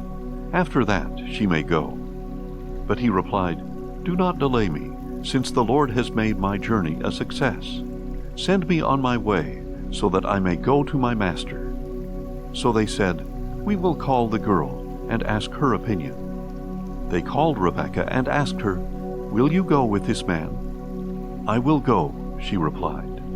So they sent their sister Rebekah on her way, along with her nurse and Abraham's servant and his men. And they blessed Rebekah and said to her, Our sister, may you become the mother of thousands upon thousands. May your offspring possess the gates of their enemies. Then Rebekah and her servant girls got ready, mounted the camels, and followed the man. So the servant took Rebekah and left. Now Isaac had just returned from Beer-lahai-roi, for he was living in the Negev. Early in the evening Isaac went out to the field to meditate, and looking up, he saw the camels approaching. And when Rebekah looked up and saw Isaac, she got down from her camel and asked the servant, Who is that man in the field coming to meet us? It is my master, the servant answered. So she took her veil and covered herself. Then the servant told Isaac all that he had done. And Isaac brought her into the tent of his mother Sarah, and took Rebekah as his wife. And Isaac loved her, and was comforted after his mother's death.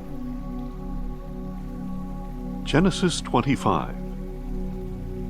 Now Abraham had taken another wife, named Keturah, and she bore him Zimran, Jokshan, Medan, Midian, Ishbak, and Shua. Jokshan was the father of Sheba and Dedan, and the sons of Dedan were the Asherites, the Letusites, and the Leumites. The sons of Midian were Ephah, Epher, Hanok, Abida, and Aldeah. All these were descendants of Keturah. Abraham left everything he owned to Isaac. But while he was still alive, Abraham gave gifts to the sons of his concubines, and sent them away from his son Isaac to the land of the east. Abraham lived a total of 175 years, and at a ripe old age he breathed his last and died, old and contented, and was gathered to his people. His sons Isaac and Ishmael buried him in the cave of Machpelah near Mamre, in the field of Ephron, son of Zohar the Hittite. This was the field that Abraham had bought from the Hittites. Abraham was buried there with his wife Sarah. After Abraham's death, God blessed his son Isaac, who lived near Beer-lahai-roi. This is the account of Abraham's son Ishmael, whom Hagar the Egyptian, Sarah's maidservant, bore to Abraham. These are the names of the sons of Ishmael in the order of their birth: Nebaioth, the firstborn of Ishmael, then Kedar, Adbeel, Mibsam, Mishma, Duma, Massa, Hadad, Tema, Jeter, Naphish, and Kedemah.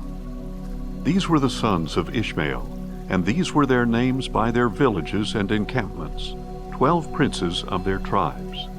Ishmael lived a total of 137 years.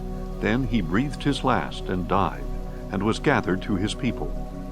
Ishmael's descendants settled from Havilah to Shur, which is near the border of Egypt as you go toward Ashur.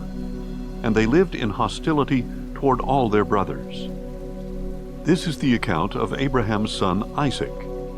Abraham became the father of Isaac, and Isaac was 40 years old when he married Rebekah, the daughter of Bethuel the Aramean from Padan Aram, and the sister of Laban the Aramean. Later Isaac prayed to the Lord on behalf of his wife, because she was barren, and the Lord heard his prayer, and his wife Rebekah conceived. But the children inside her struggled with each other, and she said, "Why is this happening to me?" So Rebekah went to inquire of the Lord, and he declared to her, "2 nations are in your womb, and 2 peoples from within you will be separated. 1 people will be stronger than the other, and the older will serve the younger." When her time came to give birth, there were indeed twins in her womb. The first one came out red, covered with hair like a fur coat, so they named him Esau. After this, his brother came out grasping Esau's heel, so he was named Jacob. And Isaac was 60 years old when the twins were born. When the boys grew up, Esau became a skillful hunter, a man of the field, while Jacob was a quiet man who stayed at home. Because Isaac had a taste for wild game, he loved Esau, but Rebekah loved Jacob. One day, while Jacob was cooking some stew, Esau came in from the field and was famished. He said to Jacob, "Let me eat some of that red stew, for I am famished." That is why he was also called Edom. "First, sell me your birthright," Jacob replied. "Look," said Esau, "I am about to die, so what good is a birthright to me?" "Swear to me first," Jacob said. So Esau swore to Jacob and sold him the birthright. Then Jacob gave some bread and lentil stew to Esau, who ate and drank, and then got up and went away. Thus Esau despised his birthright. Genesis 26. Now there was another famine in the land, subsequent to the one that had occurred in Abraham's time. And Isaac went to Abimelech, king of the Philistines, at Gerar. The Lord appeared to Isaac and said, "Do not go down to Egypt. Settle in the land where I tell you. Stay in this land as a foreigner, and I will be with you and bless you. For I will give all these lands to you and your offspring, and I will confirm the oath that I swore to your father Abraham. I will make your descendants as numerous as the stars in the sky, and I will give them all these lands. And through your offspring all nations of the earth will be blessed, because Abraham listened to my voice and kept my charge, my commandments, my statutes, and my laws." So Isaac settled in Gerar. But when the men of that place asked about his wife, he said, "She is my sister." For he was afraid to say, "She is my wife," since he thought to himself, "The men of this place will kill me on account of Rebekah, because she is so beautiful." When Isaac had been there a long time, Abimelech, king of the Philistines, looked down from the window and was surprised to see Isaac caressing his wife Rebekah. Abimelech sent for Isaac and said, "So she is really your wife? How could you say she is my sister?" Isaac replied, "Because I thought I might die on account of her." "What is this you have done to us?" asked Abimelech. "One of the people could easily have slept with your wife, and you would have brought guilt upon us." So Abimelech warned all the people, saying, "Whoever harms this man or his wife will surely be put to death." Now Isaac sowed seed in the land, and that very year he reaped 100-fold. And the Lord blessed him, and he became richer and richer, until he was exceedingly wealthy. He owned so many flocks and herds and servants that the Philistines envied him. So the Philistines took dirt and stopped up all the wells that his father's servants had dug in the days of his father Abraham. Then Abimelech said to Isaac, "Depart from us, for you are much too powerful for us." So Isaac left that place and encamped in the valley of Gerar and settled there. Isaac reopened the wells that had been dug in the days of his father Abraham, which the Philistines had stopped up after Abraham died. And he gave these wells the same names his father had given them. Then Isaac's servants dug in the valley and found a well of fresh water there. But the herdsmen of Gerar quarreled with Isaac's herdsmen and said, "The water is ours." So he named the well Esek, because they contended with him. Then they dug another well and quarreled over that one also, so he named it Sitnah. He moved on from there and dug another well, and they did not quarrel over it. He named it Rehoboth, and said, "At last the Lord has made room for us, and we will be fruitful in the land." From there Isaac went up to Beersheba, and that night the Lord appeared to him, and said, "I am the God of your father Abraham. Do not be afraid, for I am with you. I will bless you and multiply your descendants for the sake of my servant Abraham." So Isaac built an altar there, and called on the name of the Lord, and he pitched his tent there. His servants also dug a well there. Later Abimelech came to Isaac from Gerar with Ahuzah his adviser, and Phicol the commander of his army. "Why have you come to me?" Isaac asked them. "You hated me and sent me away." "We can plainly see that the Lord has been with you," they replied. "We recommend that there should now be an oath between us and you. Let us make a covenant with you, that you will not harm us, just as we have not harmed you, but have done only good to you, sending you on your way in peace. And now you are blessed by the Lord." So Isaac prepared a feast for them, and they ate and drank. And they got up early the next morning and swore an oath to each other. Then Isaac sent them on their way, and they left him in peace. On that same day Isaac's servants came and told him about the well they had dug. "We have found water," they told him. So he called it Shibah, and to this day the name of the city is Beersheba. When Esau was 40 years old, he took as his wives Judith, daughter of Beeri the Hittite, and Basemath, daughter of Elon the Hittite. And they brought grief to Isaac and Rebekah. Genesis 27. When Isaac was old, and his eyes were so weak that he could no longer see, he called his older son Esau, and said to him, "My son." "Here I am," Esau replied. "Look," said Isaac, "I am now old, and I do not know the day of my death. Take your weapons, your quiver and bow, and go out into the field to hunt some game for me. Then prepare a tasty dish that I love, and bring it to me to eat, so that I may bless you before I die." Now Rebekah was listening to what Isaac told his son Esau.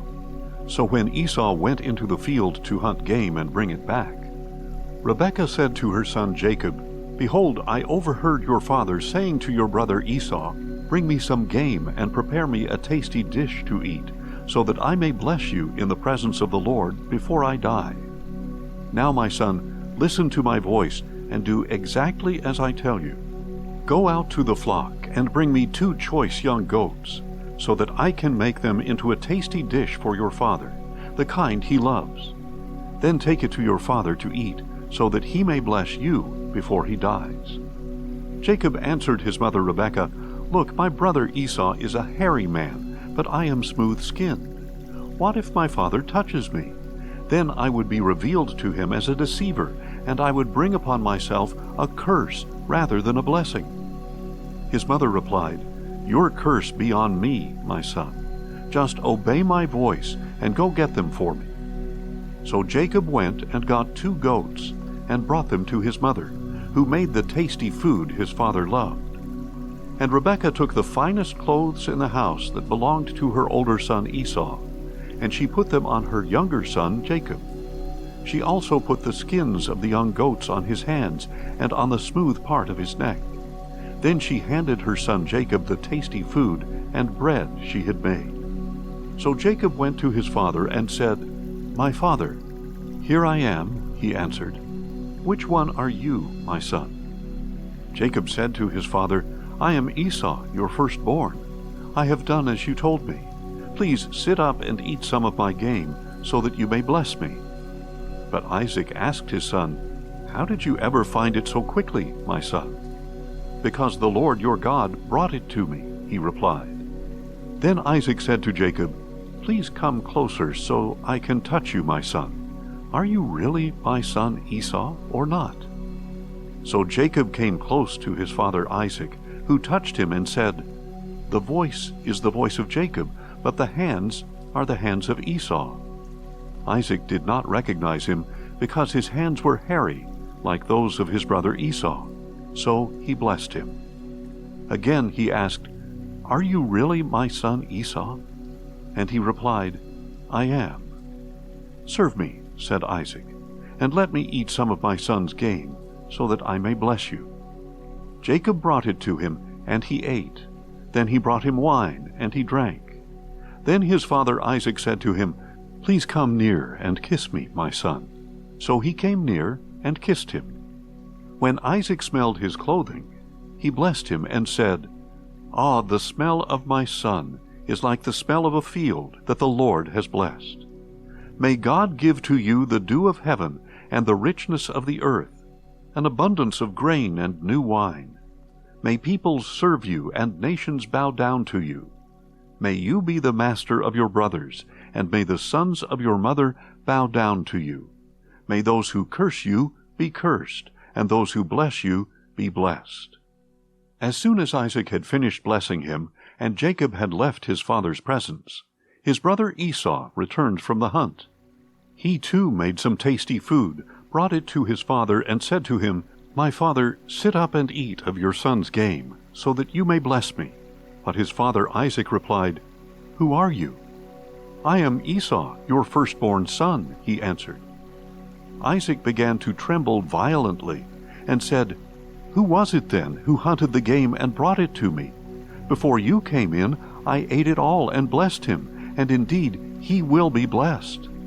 When Esau heard his father's words, he let out a loud and bitter cry, and said to his father, "Bless me too, O my father." But Isaac replied, "Your brother came deceitfully and took your blessing." So Esau declared, "Is he not rightly named Jacob?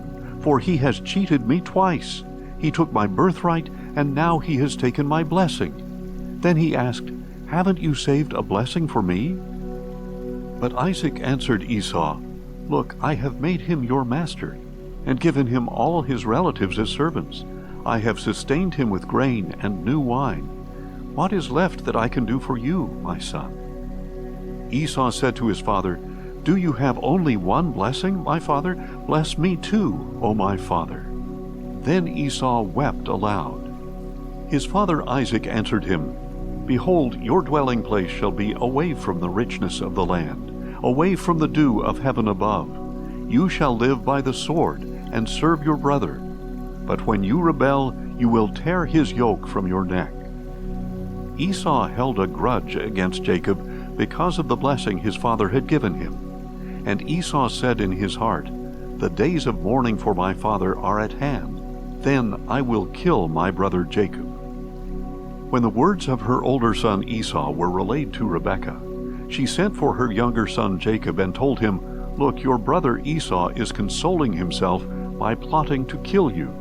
So now, my son, obey my voice and flee at once to my brother Laban in Haran. Stay with him for a while, until your brother's fury subsides, until your brother's rage against you wanes, and he forgets what you have done to him. Then I will send for you and bring you back from there. Why should I lose both of you in one day?" Then Rebekah said to Isaac, "I am weary of my life because of these Hittite women.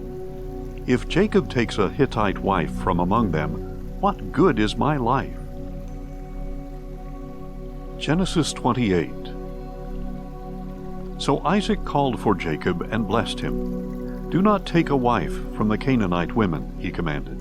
"Go at once to Padan Aram, to the house of your mother's father Bethuel, and take a wife from among the daughters of Laban, your mother's brother. May God Almighty bless you and make you fruitful and multiply you, so that you may become a company of peoples. And may he give the blessing of Abraham to you and your descendants, so that you may possess the land where you dwell as a foreigner, the land God gave to Abraham." So Isaac sent Jacob to Padan Aram, to Laban the son of Bethuel the Aramean, the brother of Rebekah, who was the mother of Jacob and Esau. Now Esau learned that Isaac had blessed Jacob, and sent him to Padan Aram to take a wife there, commanding him, "Do not marry a Canaanite woman," and that Jacob had obeyed his father and mother and gone to Padan Aram. And seeing that his father Isaac disapproved of the Canaanite women, Esau went to Ishmael and married Mahalath, the sister of Nebaioth, and daughter of Abraham's son Ishmael, in addition to the wives he already had.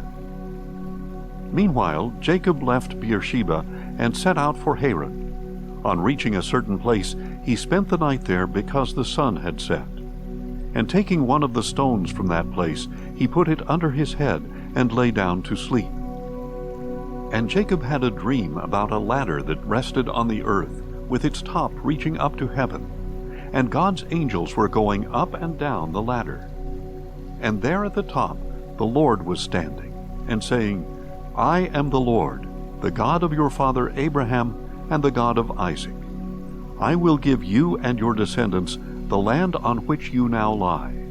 Your descendants will be like the dust of the earth, and you will spread out to the west and east and north and south. All the families of the earth will be blessed through you and your offspring. Look, I am with you, and I will watch over you wherever you go, and I will bring you back to this land. For I will not leave you until I have done what I have promised you." When Jacob woke up, he said, "Surely the Lord is in this place, and I was unaware of it." And he was afraid, and said, "How awesome is this place! This is none other than the house of God. This is the gate of heaven." Early the next morning, Jacob took the stone that he had placed under his head, and he set it up as a pillar. He poured oil on top of it, and he called that place Bethel, though previously the city had been named Luz. Then Jacob made a vow, saying, "If God will be with me, and watch over me on this journey, and if he will provide me with food to eat and clothes to wear, so that I may return safely to my father's house, then the Lord will be my God. And this stone I have set up as a pillar will be God's house, and of all that you give me I will surely give you a tenth." Genesis 29. Jacob resumed his journey and came to the land of the people of the east. He looked and saw a well in the field, and near it lay 3 flocks of sheep, because the sheep were watered from this well. And a large stone covered the mouth of the well. When all the flocks had been gathered there, the shepherds would roll away the stone from the mouth of the well and water the sheep. Then they would return the stone to its place over the mouth of the well. "My brothers," Jacob asked the shepherds, "where are you from?" "We are from Haran," they answered. "Do you know Laban, the grandson of Nahor?" Jacob asked. "We know him," they replied. "Is he well?" Jacob inquired. "Yes," they answered, "and here comes his daughter Rachel with his sheep." "Look," said Jacob, "it is still broad daylight. It is not yet time to gather the livestock. Water the sheep and take them back to pasture." But they replied, "We cannot until all the flocks have been gathered and the stone has been rolled away from the mouth of the well. Then we will water the sheep." While he was still speaking with them, Rachel arrived with her father's sheep, for she was a shepherdess. As soon as Jacob saw Rachel, the daughter of his mother's brother Laban, with Laban's sheep, he went up and rolled the stone away from the mouth of the well, and watered his uncle's sheep. Then Jacob kissed Rachel and wept aloud. He told Rachel that he was Rebekah's son, a relative of her father, and she ran and told her father. When Laban heard the news about his sister's son Jacob, he ran out to meet him. He embraced him and kissed him and brought him to his home, where Jacob told him all that had happened. Then Laban declared, "You are indeed my own flesh and blood." After Jacob had stayed with him a month, Laban said to him, "Just because you are my relative, should you work for nothing? Tell me what your wages should be." Now Laban had 2 daughters. The older was named Leah, and the younger was named Rachel. Leah had weak eyes, but Rachel was shapely and beautiful. Since Jacob loved Rachel, he answered, "I will serve you 7 years for your younger daughter Rachel." Laban replied, "Better that I give her to you than to another. Stay here with me." So Jacob served 7 years for Rachel. yet it seemed but a few days because of his love for her. Finally Jacob said to Laban, "Grant me my wife, for my time is complete, and I want to sleep with her." So Laban invited all the men of that place and prepared a feast. But when evening came, Laban took his daughter Leah and gave her to Jacob, and he slept with her. And Laban gave his servant girl Zilpah to his daughter Leah as her maidservant. When morning came, there was Leah. "What have you done to me?" Jacob said to Laban. "Wasn't it for Rachel that I served you? Why have you deceived me?" Laban replied, "It is not our custom here to give the younger daughter in marriage before the older. Finish this week's celebration, and we will give you the younger one in return for another 7 years of work." And Jacob did just that. He finished the week's celebration, and Laban gave him his daughter Rachel as his wife. Laban also gave his servant girl Bilhah to his daughter Rachel as her maidservant. Jacob slept with Rachel as well, and indeed he loved Rachel more than Leah. So he worked for Laban another 7 years. When the Lord saw that Leah was unloved, he opened her womb, but Rachel was barren. And Leah conceived and gave birth to a son, and she named him Reuben, for she said, "The Lord has seen my affliction. Surely my husband will love me now." Again she conceived and gave birth to a son, and she said, "Because the Lord has heard that I am unloved, he has given me this son as well." So she named him Simeon. Once again Leah conceived and gave birth to a son, and she said, "Now at last my husband will become attached to me, because I have borne him 3 sons." So he was named Levi. And once more she conceived and gave birth to a son, and said, "This time I will praise the Lord." So she named him Judah. Then Leah stopped having children. Genesis 30. When Rachel saw that she was not bearing any children for Jacob, she envied her sister.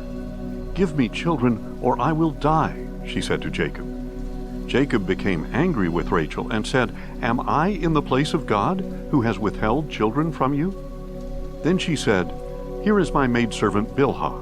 Sleep with her, that she may bear children for me, so that through her I too can build a family." So Rachel gave Jacob her servant Bilhah as a wife, and he slept with her, and Bilhah conceived and bore him a son. Then Rachel said, "God has vindicated me. He has heard my plea and given me a son." So she named him Dan. And Rachel's servant Bilhah conceived again and bore Jacob a second son. Then Rachel said, "In my great struggles I have wrestled with my sister and won." So she named him Naphtali. When Leah saw that she had stopped having children, she gave her servant Zilpah to Jacob as a wife. And Leah's servant Zilpah bore Jacob a son. Then Leah said, "How fortunate!" So she named him Gad. When Leah's servant Zilpah bore Jacob a second son, Leah said, "How happy I am, for the women call me happy." So she named him Asher. Now during the wheat harvest, Reuben went out and found some mandrakes in the field. When he brought them to his mother, Rachel begged Leah, "Please give me some of your son's mandrakes." But Leah replied, "Is it not enough that you have taken away my husband? Now you want to take my son's mandrakes as well?" "Very well," said Rachel. "He may sleep with you tonight in exchange for your son's mandrakes." When Jacob came in from the field that evening, Leah went out to meet him and said, "You must come with me, for I have hired you with my son's mandrakes." So he slept with her that night. And God listened to Leah, and she conceived and bore a 5th son to Jacob. Then Leah said, "God has rewarded me for giving my maidservant to my husband." So she named him Issachar. Again Leah conceived and bore a 6th son to Jacob. "God has given me a good gift," she said. "This time my husband will honor me, because I have borne him 6 sons." And she named him Zebulun. After that, Leah gave birth to a daughter, and named her Dinah. Then God remembered Rachel. He listened to her and opened her womb, and she conceived and gave birth to a son. "God has taken away my shame," she said. She named him Joseph, and said, "May the Lord add to me another son." Now after Rachel had given birth to Joseph, Jacob said to Laban, "Send me on my way, so I can return to my homeland. Give me my wives and children for whom I have served you, that I may go on my way. You know how hard I have worked for you." But Laban replied, "If I have found favor in your eyes, please stay. I have learned by divination that the Lord has blessed me because of you." And he added, "Name your wages, and I will pay them." Then Jacob answered, "You know how I have served you, and how your livestock have thrived under my care. Indeed, you had very little before my arrival, but now your wealth has increased many times over. The Lord has blessed you wherever I set foot. But now, when may I also provide for my own household?" "What can I give you?" Laban asked. "You do not need to give me anything," Jacob replied. "If you do this one thing for me, I will keep on shepherding and keeping your flocks. Let me go through all your flocks today, and remove from them every speckled or spotted sheep, every dark-colored lamb, and every spotted or speckled goat. These will be my wages. So my honesty will testify for me when you come to check on my wages in the future. If I have any goats that are not speckled or spotted, or any lambs that are not dark-colored, they will be considered stolen." "Agreed," said Laban. "Let it be as you have said." That very day Laban removed all the streaked or spotted male goats, and every speckled or spotted female goat, every one that had any white on it, and every dark-colored lamb, and he placed them under the care of his sons. Then he put a 3-day journey between himself and Jacob, while Jacob was shepherding the rest of Laban's flocks. Jacob, however, took fresh branches of poplar, almond, and plane trees, and peeled the bark, exposing the white inner wood of the branches. Then he set the peeled branches in the watering troughs in front of the flocks coming in to drink. So when the flocks were in heat and came to drink, they mated in front of the branches, and they bore young that were streaked or speckled or spotted. Jacob set apart the young, but made the rest face the streaked, dark-colored sheep in Laban's flocks. Then he set his own stock apart, and did not put them with Laban's animals. Whenever the stronger females of the flock were in heat, Jacob would place the branches in the troughs, in full view of the animals, so that they would breed in front of the branches. But if the animals were weak, he did not set out the branches. So the weaker animals went to Laban, and the stronger ones to Jacob. Thus Jacob became exceedingly prosperous. He owned large flocks, maidservants and menservants, and camels and donkeys. Genesis 31. Now Jacob heard that Laban's sons were saying, "Jacob has taken away all that belonged to our father, and built all this wealth at our father's expense."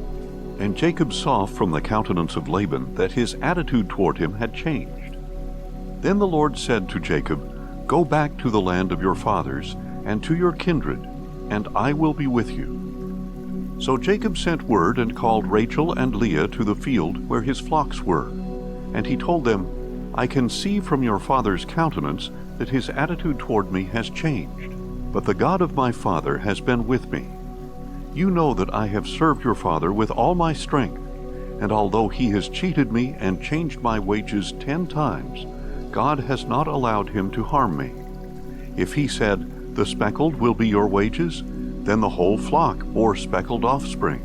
If he said, 'The streaked will be your wages,' then the whole flock bore streaked offspring. Thus God has taken away your father's livestock and given them to me. When the flocks were breeding, I saw in a dream that the streaked, spotted, and speckled males were mating with the females. In that dream, the angel of God said to me, 'Jacob,' and I replied, 'Here I am.' 'Look up,' he said, 'and see that all the males that are mating with the flock are streaked, spotted, or speckled. For I have seen all that Laban has done to you. I am the God of Bethel, where you anointed the pillar and made a solemn vow to me. Now get up, leave this land at once, and return to your native land.' And Rachel and Leah replied, Do we have any portion or inheritance left in our Father's house? Are we not regarded by him as outsiders? Not only has he sold us, but he has certainly squandered what was paid for us. Surely all the wealth that God has taken away from our father belongs to us and to our children. So do whatever God has told you." Then Jacob got up and put his children and his wives on camels, and he drove all his livestock before him, along with all the possessions he had acquired in Padan Aram, to go to his father Isaac in the land of Canaan. Now while Laban was out shearing his sheep, Rachel stole her father's household idols. Moreover, Jacob deceived Laban the Aramean by not telling him that he was running away. So he fled with all his possessions, crossed the Euphrates, and headed for the hill country of Gilead. On the third day, Laban was informed that Jacob had fled. So he took his relatives with him, pursued Jacob for 7 days, and overtook him in the hill country of Gilead. But that night God came to Laban the Aramean in a dream, and warned him, "Be careful not to say anything to Jacob, either good or bad." Now Jacob had pitched his tent in the hill country of Gilead, when Laban overtook him, and Laban and his relatives camped there as well. Then Laban said to Jacob, "What have you done? You have deceived me and carried off my daughters like captives of war. Why did you run away secretly and deceive me without even telling me? I would have sent you away with joy and singing, with tambourines and harps. But you did not even let me kiss my grandchildren and my daughters goodbye. Now you have done a foolish thing. I have power to do you great harm, but last night the God of your father said to me, 'Be careful not to say anything to Jacob, either good or bad.' Now you have gone off because you long for your father's house, but why have you stolen my gods?" "I was afraid," Jacob answered, "for I thought you would take your daughters from me by force. If you find your gods with anyone here, he shall not live. In the presence of our relatives, see for yourself if anything is yours, and take it back." For Jacob did not know that Rachel had stolen the idols. So Laban went into Jacob's tent, then Leah's tent, and then the tents of the 2 maidservants, but he found nothing. Then he left Leah's tent and entered Rachel's tent. Now Rachel had taken Laban's household idols, put them in the saddlebag of her camel, and was sitting on them. And Laban searched everything in the tent, but found nothing. Rachel said to her father, "Sir, do not be angry that I cannot stand up before you, for I am having my period." So Laban searched, but could not find the household idols. Then Jacob became incensed and challenged Laban. "What is my crime?" he said. "For what sin of mine have you so hotly pursued me? You have searched all my goods. Have you found anything that belongs to you? Put it here before my brothers and yours, that they may judge between the 2 of us. I have been with you for 20 years now. Your sheep and goats have not miscarried, nor have I eaten the rams of your flock. I did not bring you anything torn by wild beasts. I bore the loss myself, and you demanded payment from me for what was stolen by day or night. As it was, the heat consumed me by day, and the frost by night, and sleep fled from my eyes. Thus for 20 years I have served in your household, 14 years for your 2 daughters, and 6 years for your flocks, and you have changed my wages 10 times. If the God of my father, the God of Abraham, and the fear of Isaac had not been with me, surely by now you would have sent me away empty-handed. But God has seen my affliction and the toil of my hands, and last night he rendered judgment." But Laban answered Jacob, "These daughters are my daughters, these sons are my sons, and these flocks are my flocks. Everything you see is mine. Yet what can I do today about these daughters of mine, or the children they have borne? Come now, let us make a covenant, you and I, and let it serve as a witness between you and me." So Jacob picked out a stone and set it up as a pillar, and he said to his relatives, "Gather some stones." So they took stones and made a mound, and there by the mound they ate. Laban called it Jagar-Saadutha, and Jacob called it Galeed. Then Laban declared, "This mound is a witness between you and me this day." Therefore the place was called Galeed. It was also called Mizpah, because Laban said, "May the Lord keep watch between you and me when we are absent from each other. If you mistreat my daughters or take other wives, although no one is with us, remember that God is a witness between you and me." Laban also said to Jacob, "Here is the mound, and here is the pillar I have set up between you and me. This mound is a witness, and this pillar is a witness, that I will not go past this mound to harm you, and you will not go past this mound and pillar to harm me. May the God of Abraham and the God of Nahor, the God of their father, judge between us." So Jacob swore by the fear of his father Isaac. Then Jacob offered a sacrifice on the mountain, and invited his relatives to eat a meal. And after they had eaten, they spent the night on the mountain. Early the next morning, Laban got up and kissed his grandchildren and daughters and blessed them. Then he left to return home. Genesis 32. Jacob also went on his way, and the angels of God met him. When Jacob saw them, he said, "This is the camp of God." So he named that place Mahanaim. Jacob sent messengers ahead of him to his brother Esau in the land of Seir, the country of Edom. He instructed them, "You are to say to my master Esau, 'Your servant Jacob says, I have been staying with Laban and have remained there until now. I have oxen, donkeys, flocks, men servants, and maidservants. I have sent this message to inform my master, so that I may find favor in your sight.' When the messengers returned to Jacob, they said, 'We went to your brother Esau, and now he is coming to meet you, he and 400 men with him.' In great fear and distress, Jacob divided his people into 2 camps, as well as the flocks and herds and camels. He thought, if Esau comes and attacks one camp, then the other camp can escape. Then Jacob declared, 'O God of my father Abraham, God of my father Isaac, the Lord who told me, Go back to your country and to your kindred, and I will make you prosper. I am unworthy of all the kindness and faithfulness you have shown your servant. Indeed, with only my staff I came across the Jordan, but now I have become 2 camps. Please deliver me from the hand of my brother Esau, for I am afraid that he may come and attack me and the mothers and children with me. But you have said, I will surely make you prosper, and I will make your offspring like the sand of the sea, too numerous to count.'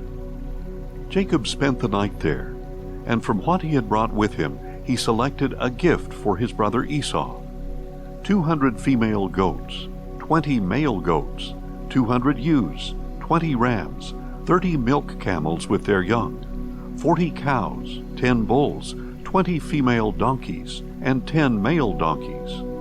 He entrusted them to his servants in separate herds, and told them, Go on ahead of me, and keep some distance between the herds.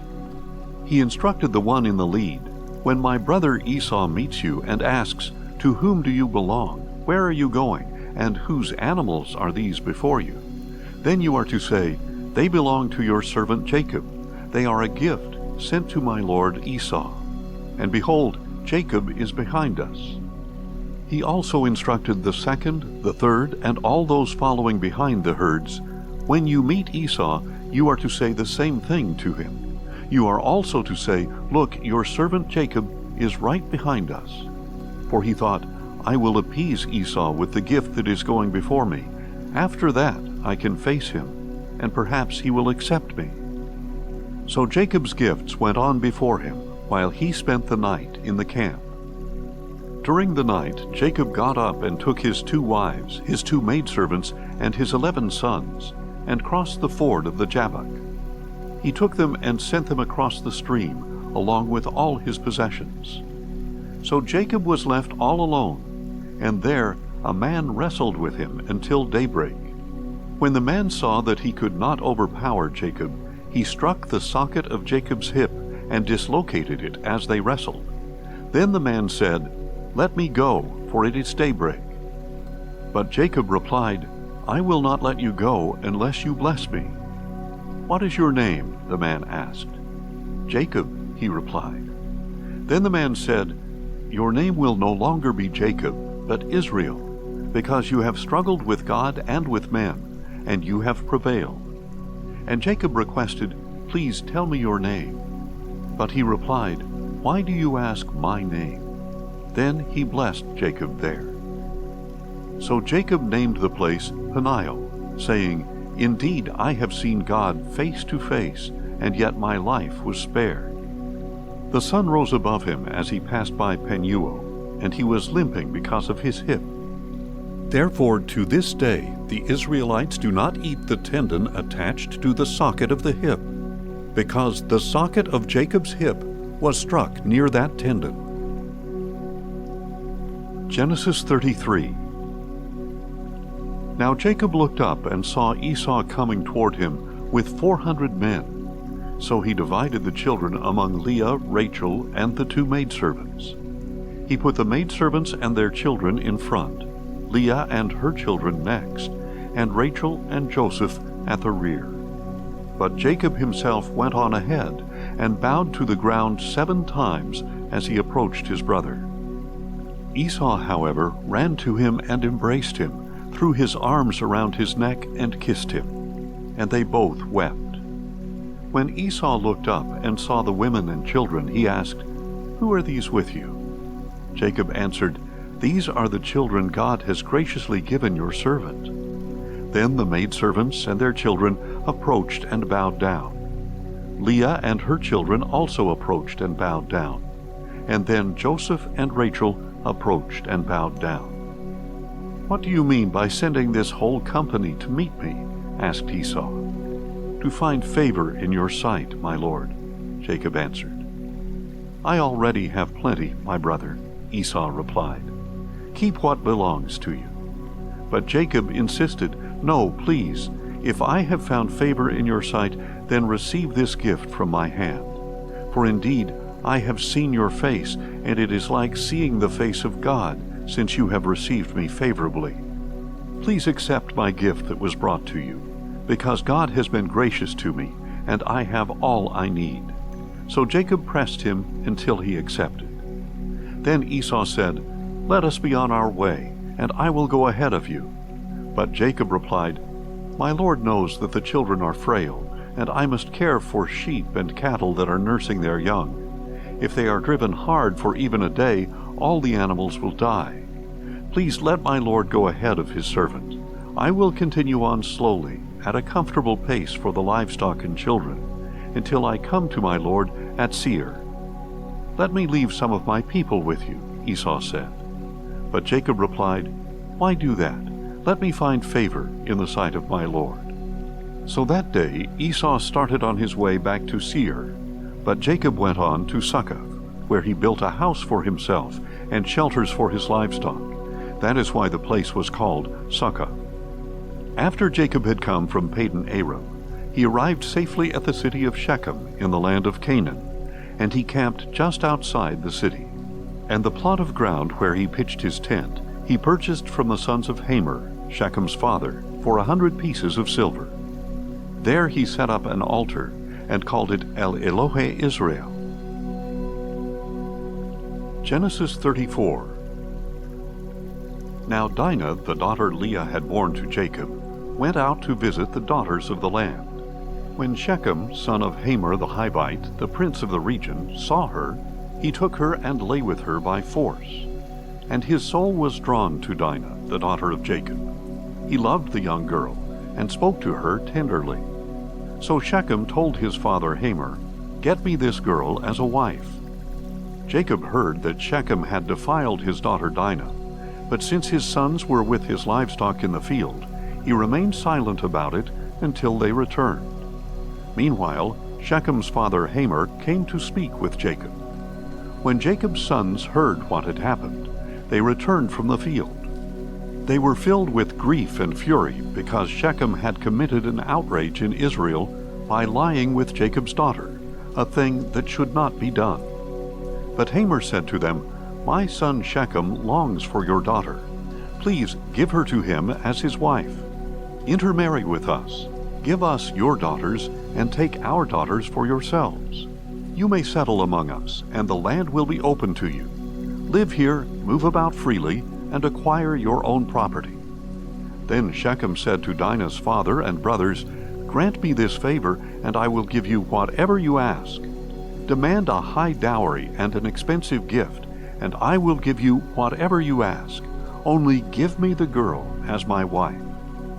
But because Shechem had defiled their sister Dinah, Jacob's sons answered him and his father Hamor deceitfully.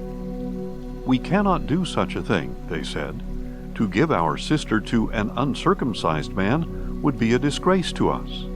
We will consent to this on one condition, that you become circumcised like us, every one of your males. Then we will give you our daughters and take your daughters for ourselves.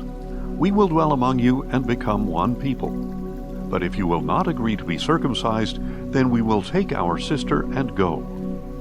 Their offer seemed good to Hamor and his son Shechem. The young man, who was the most respected of all his father's household, did not hesitate to fulfill this request, because he was delighted with Jacob's daughter. So Hamor and his son Shechem went to the gate of their city and addressed the men of their city. These men are at peace with us. Let them live and trade in our land. Indeed, it is large enough for them. Let us take their daughters in marriage and give our daughters to them. But only on this condition will the men agree to dwell with us and be one people, if all our men are circumcised as they are. Will not their livestock, their possessions, and all their animals become ours? Only let us consent to them, and they will dwell among us. All the men who went out of the city gate listened to Hamor and his son Shechem, and every male of the city was circumcised. 3 days later, while they were still in pain, 2 of Jacob's sons, Dinah's brothers Simeon and Levi, took their swords, went into the unsuspecting city, and slaughtered every male. They killed Hamor and his son Shechem with their swords, took Dinah out of Shechem's house, and went away. Jacob's other sons came upon the slaughter and looted the city, because their sister had been defiled. They took their flocks and herds and donkeys, and everything else in the city or in the field. They carried off all their possessions, and women and children, and they plundered everything in their houses. Then Jacob said to Simeon and Levi, You have brought trouble upon me, by making me a stench to the Canaanites and the Perizzites, the people of this land. We are few in number.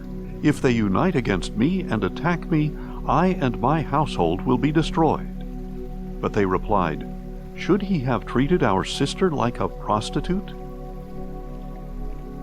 Genesis 35.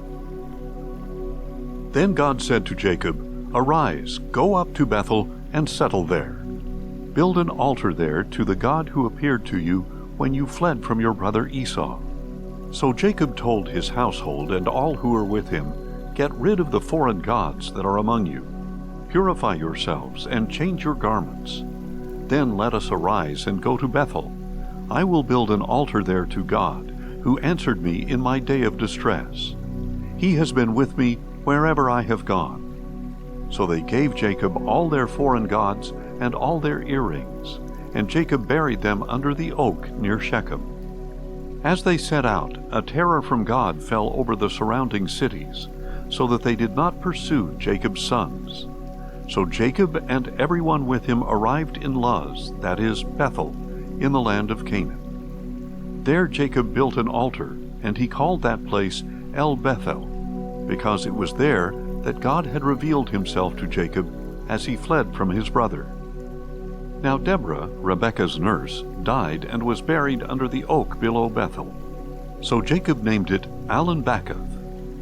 After Jacob had returned from Padan Aram, God appeared to him again and blessed him. And God said to him, Though your name is Jacob, you will no longer be called Jacob. Instead, your name will be Israel. So God named him Israel. And God told him, I am God Almighty. Be fruitful and multiply. A nation, even a company of nations, shall come from you, and kings shall descend from you. The land that I gave to Abraham and Isaac I will give to you, and I will give this land to your descendants after you." Then God went up from the place where he had spoken with him. So Jacob set up a pillar in the place where God had spoken with him, a stone marker, and he poured out a drink offering on it and anointed it with oil.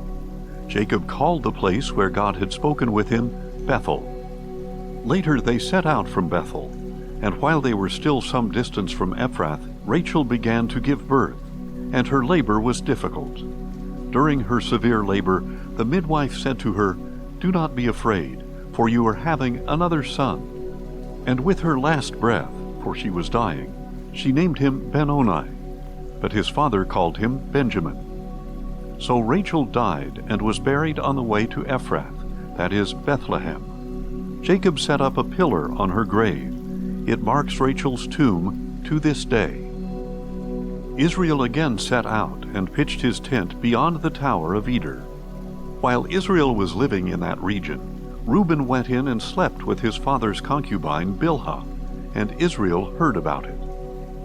Jacob had 12 sons. The sons of Leah were Reuben, the firstborn of Jacob, Simeon, Levi, Judah, Issachar, and Zebulun. The sons of Rachel were Joseph and Benjamin. The sons of Rachel's maidservant Bilhah were Dan and Naphtali. And the sons of Leah's maidservant Zilpah were Gad and Asher. These are the sons of Jacob who were born to him in Padan Aram. Jacob returned to his father Isaac at Mamre, near Kiriath Arba, that is, Hebron, where Abraham and Isaac had stayed. And Isaac lived 180 years. Then he breathed his last and died, and was gathered to his people, old and full of years. And his sons Esau and Jacob buried him. Genesis 36. This is the account of Esau, that is, Edom. Esau took his wives from the daughters of Canaan: Adah, daughter of Elon the Hittite; Oholibamah, daughter of Anah and granddaughter of Zibeon the Hivite; and Basemath, daughter of Ishmael and sister of Nebaioth. And Adah bore Eliphaz to Esau. Basemath gave birth to Ruel, and Oholibamah gave birth to Jeush, Jalem, and Korah. These were the sons of Esau, who were born to him in the land of Canaan. Later Esau took his wives and sons and daughters, and all the people of his household, along with his livestock, all his other animals, and all the property he had acquired in Canaan. And he moved to a land far away from his brother Jacob, for their possessions were too great for them to dwell together. The land where they stayed could not support them because of their livestock. So Esau, that is, Edom, settled in the area of Mount Seir. This is the account of Esau, the father of the Edomites, in the area of Mount Seir. These are the names of Esau's sons: Eliphaz, son of Esau's wife Adah, and Ruel, son of Esau's wife Basemath.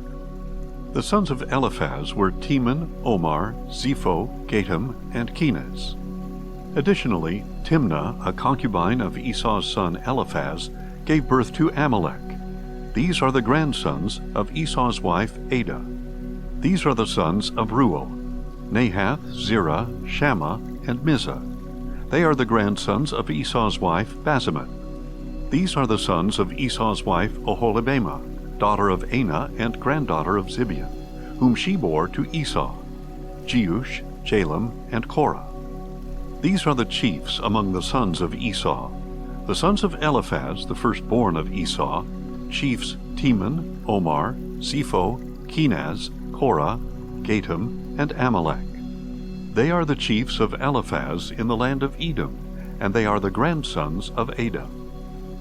These are the sons of Esau's son Ruel: chiefs Nahath, Zerah, Shema, and Mizah. They are the chiefs descended from Ruel in the land of Edom, and they are the grandsons of Esau's wife Basemath. These are the sons of Esau's wife Oholibamah: chiefs Jeush, Jalem, and Korah. They are the chiefs descended from Esau's wife, Oholibamah, the daughter of Anah. All these are the sons of Esau, that is Edom, and they were their chiefs. These are the sons of Seir the Horite, who were living in the land: Lotan, Shobal, Zibeon, Anah, Dishon, Ezer, and Dishan. They are the chiefs of the Horites, the descendants of Seir, in the land of Edom. The sons of Lotan were Hori and Hemam. Timnah was Lotan's sister. These are the sons of Shobal: Alvan, Manahath, Ebal, Shepho, and Onam. These are the sons of Zibeon: Aiah and Anah. This is the Anah who found the hot springs in the wilderness as he was pasturing the donkeys of his father Zibeon. These are the children of Anah: Dishon and Oholibamah, daughter of Anah. These are the sons of Dishon: Hemdan, Eshban, Ithran, and Kiran. These are the sons of Ezer: Bilhan, Zeavan, and Achan. These are the sons of Dishon: Uz and Aaron. These are the chiefs of the Horites, chiefs Lotan, Shobal, Zibeon, Anah, Dishon, Ezer, and Dishan. These are the chiefs of the Horites according to their divisions in the land of Seir. These are the kings who reigned in the land of Edom before any king reigned over the Israelites. Bela son of Beor reigned in Edom. The name of his city was Dinhabah. When Bela died, Jobab son of Zerah from Basra reigned in his place. When Jobab died, Husham from the land of the Temanites reigned in his place. When Husham died, Hadad son of Bedad, who defeated Midian in the country of Moab, reigned in his place, and the name of his city was Avith. When Hadad died, Samlah from Masrekah reigned in his place. When Samlah died, Shaul from Rehoboth on the Euphrates reigned in his place. When Shaul died, Baal-Hanan son of Akbor reigned in his place. When Baal-Hanan son of Akbor died, Hadad reigned in his place. His city was named Pau, and his wife's name was Mehetabel, daughter of Matred, the daughter of Mezahab. These are the names of Esau's chiefs, according to their families and regions, by their names: chiefs Timnah, Alva, Jetheth, Oholibamah, Elah, Pinon, Kenaz, Teman, Mibzar, Magdiel, and Iram. These were the chiefs of Edom, according to their settlements in the land they possessed. Esau was the father of the Edomites. Genesis 37. Now Jacob lived in the land where his father had resided, the land of Canaan. This is the account of Jacob. When Joseph was 17 years old, he was tending the flock with his brothers, the sons of his father's wives, Bilhah and Zilpah, and he brought their father a bad report about them. Now Israel loved Joseph more than his other sons, because Joseph had been born to him in his old age. So he made him a robe of many colors. When Joseph's brothers saw that their father loved him more than any of them, they hated him and could not speak a kind word to him. Then Joseph had a dream, and when he told it to his brothers, they hated him even more. He said to them, "Listen to this dream I had. We were binding sheaves of grain in the field, and suddenly my sheaf rose and stood upright, while your sheaves gathered around and bowed down to mine. Do you intend to reign over us?" his brothers asked. "Will you actually rule us?" So they hated him even more because of his dream and his statements. Then Joseph had another dream and told it to his brothers. "Look," he said, "I had another dream, and this time the sun and moon and 11 stars were bowing down to me." He told his father and brothers, but his father rebuked him and said, "What is this dream that you have had? Will your mother and brothers and I actually come and bow down to the ground before you?" And his brothers were jealous of him, but his father kept in mind what he had said. Some time later, Joseph's brothers had gone to pasture their father's flocks near Shechem. Israel said to him, "Are not your brothers pasturing the flocks at Shechem? Get ready, I am sending you to them." "I am ready," Joseph replied. Then Israel told him, Go now, and see how your brothers and the flocks are faring, and bring word back to me." So he sent him off from the valley of Hebron. And when Joseph arrived in Shechem, a man found him wandering in the field, and asked, "What are you looking for?" "I'm looking for my brothers," Joseph replied. "Can you please tell me where they are pasturing their flocks?" "They have moved on from here," the man answered. "I heard them say, 'Let us go to Dothan.'" So Joseph set out after his brothers, and found them at Dothan. Now Joseph's brothers saw him in the distance, and before he arrived they plotted to kill him. "Here comes that dreamer," they said to one another. "Come now, let us kill him and throw him into one of the pits. We can say that a vicious animal has devoured him. Then we shall see what becomes of his dreams." When Reuben heard this, he tried to rescue Joseph from their hands. "Let us not take his life," he said. "Do not shed his blood. Throw him into this pit in the wilderness, but do not lay a hand on him." Reuben said this so that he could rescue Joseph from their hands and return him to his father. So when Joseph came to his brothers, they stripped him of his robe, the robe of many colors he was wearing, and they took him and threw him into the pit. Now the pit was empty, with no water in it. And as they sat down to eat a meal, they looked up and saw a caravan of Ishmaelites coming from Gilead. Their camels were carrying spices, balm, and myrrh on their way down to Egypt. Then Judah said to his brothers, "What profit will we gain if we kill our brother and cover up his blood? Come, let us sell him to the Ishmaelites, and not lay a hand on him, for he is our brother, our own flesh." And they agreed. So when the Midianite traders passed by, his brothers pulled Joseph out of the pit and sold him for 20 shekels of silver to the Ishmaelites, who took him to Egypt. When Reuben returned to the pit and saw that Joseph was not there, he tore his clothes, returned to his brothers, and said, "The boy is gone. What am I going to do?" Then they took Joseph's robe, slaughtered a young goat, and dipped the robe in its blood. They sent the robe of many colors to their father, and said, "We found this. Examine it to see whether it is your son's robe or not." His father recognized it and said, "It is my son's robe. A vicious animal has devoured him. Joseph has surely been torn to pieces." Then Jacob tore his clothes, put sackcloth around his waist, and mourned for his son many days. All his sons and daughters tried to comfort him, but he refused to be comforted. "No," he said, "I will go down to Sheol mourning for my son." So his father wept for him. Meanwhile, the Midianites sold Joseph in Egypt to Potiphar, an officer of Pharaoh and captain of the guard. Genesis 38. About that time, Judah left his brothers and settled near a man named Hira, an Adullamite. There Judah saw the daughter of a Canaanite man named Shua, and he took her as a wife and slept with her.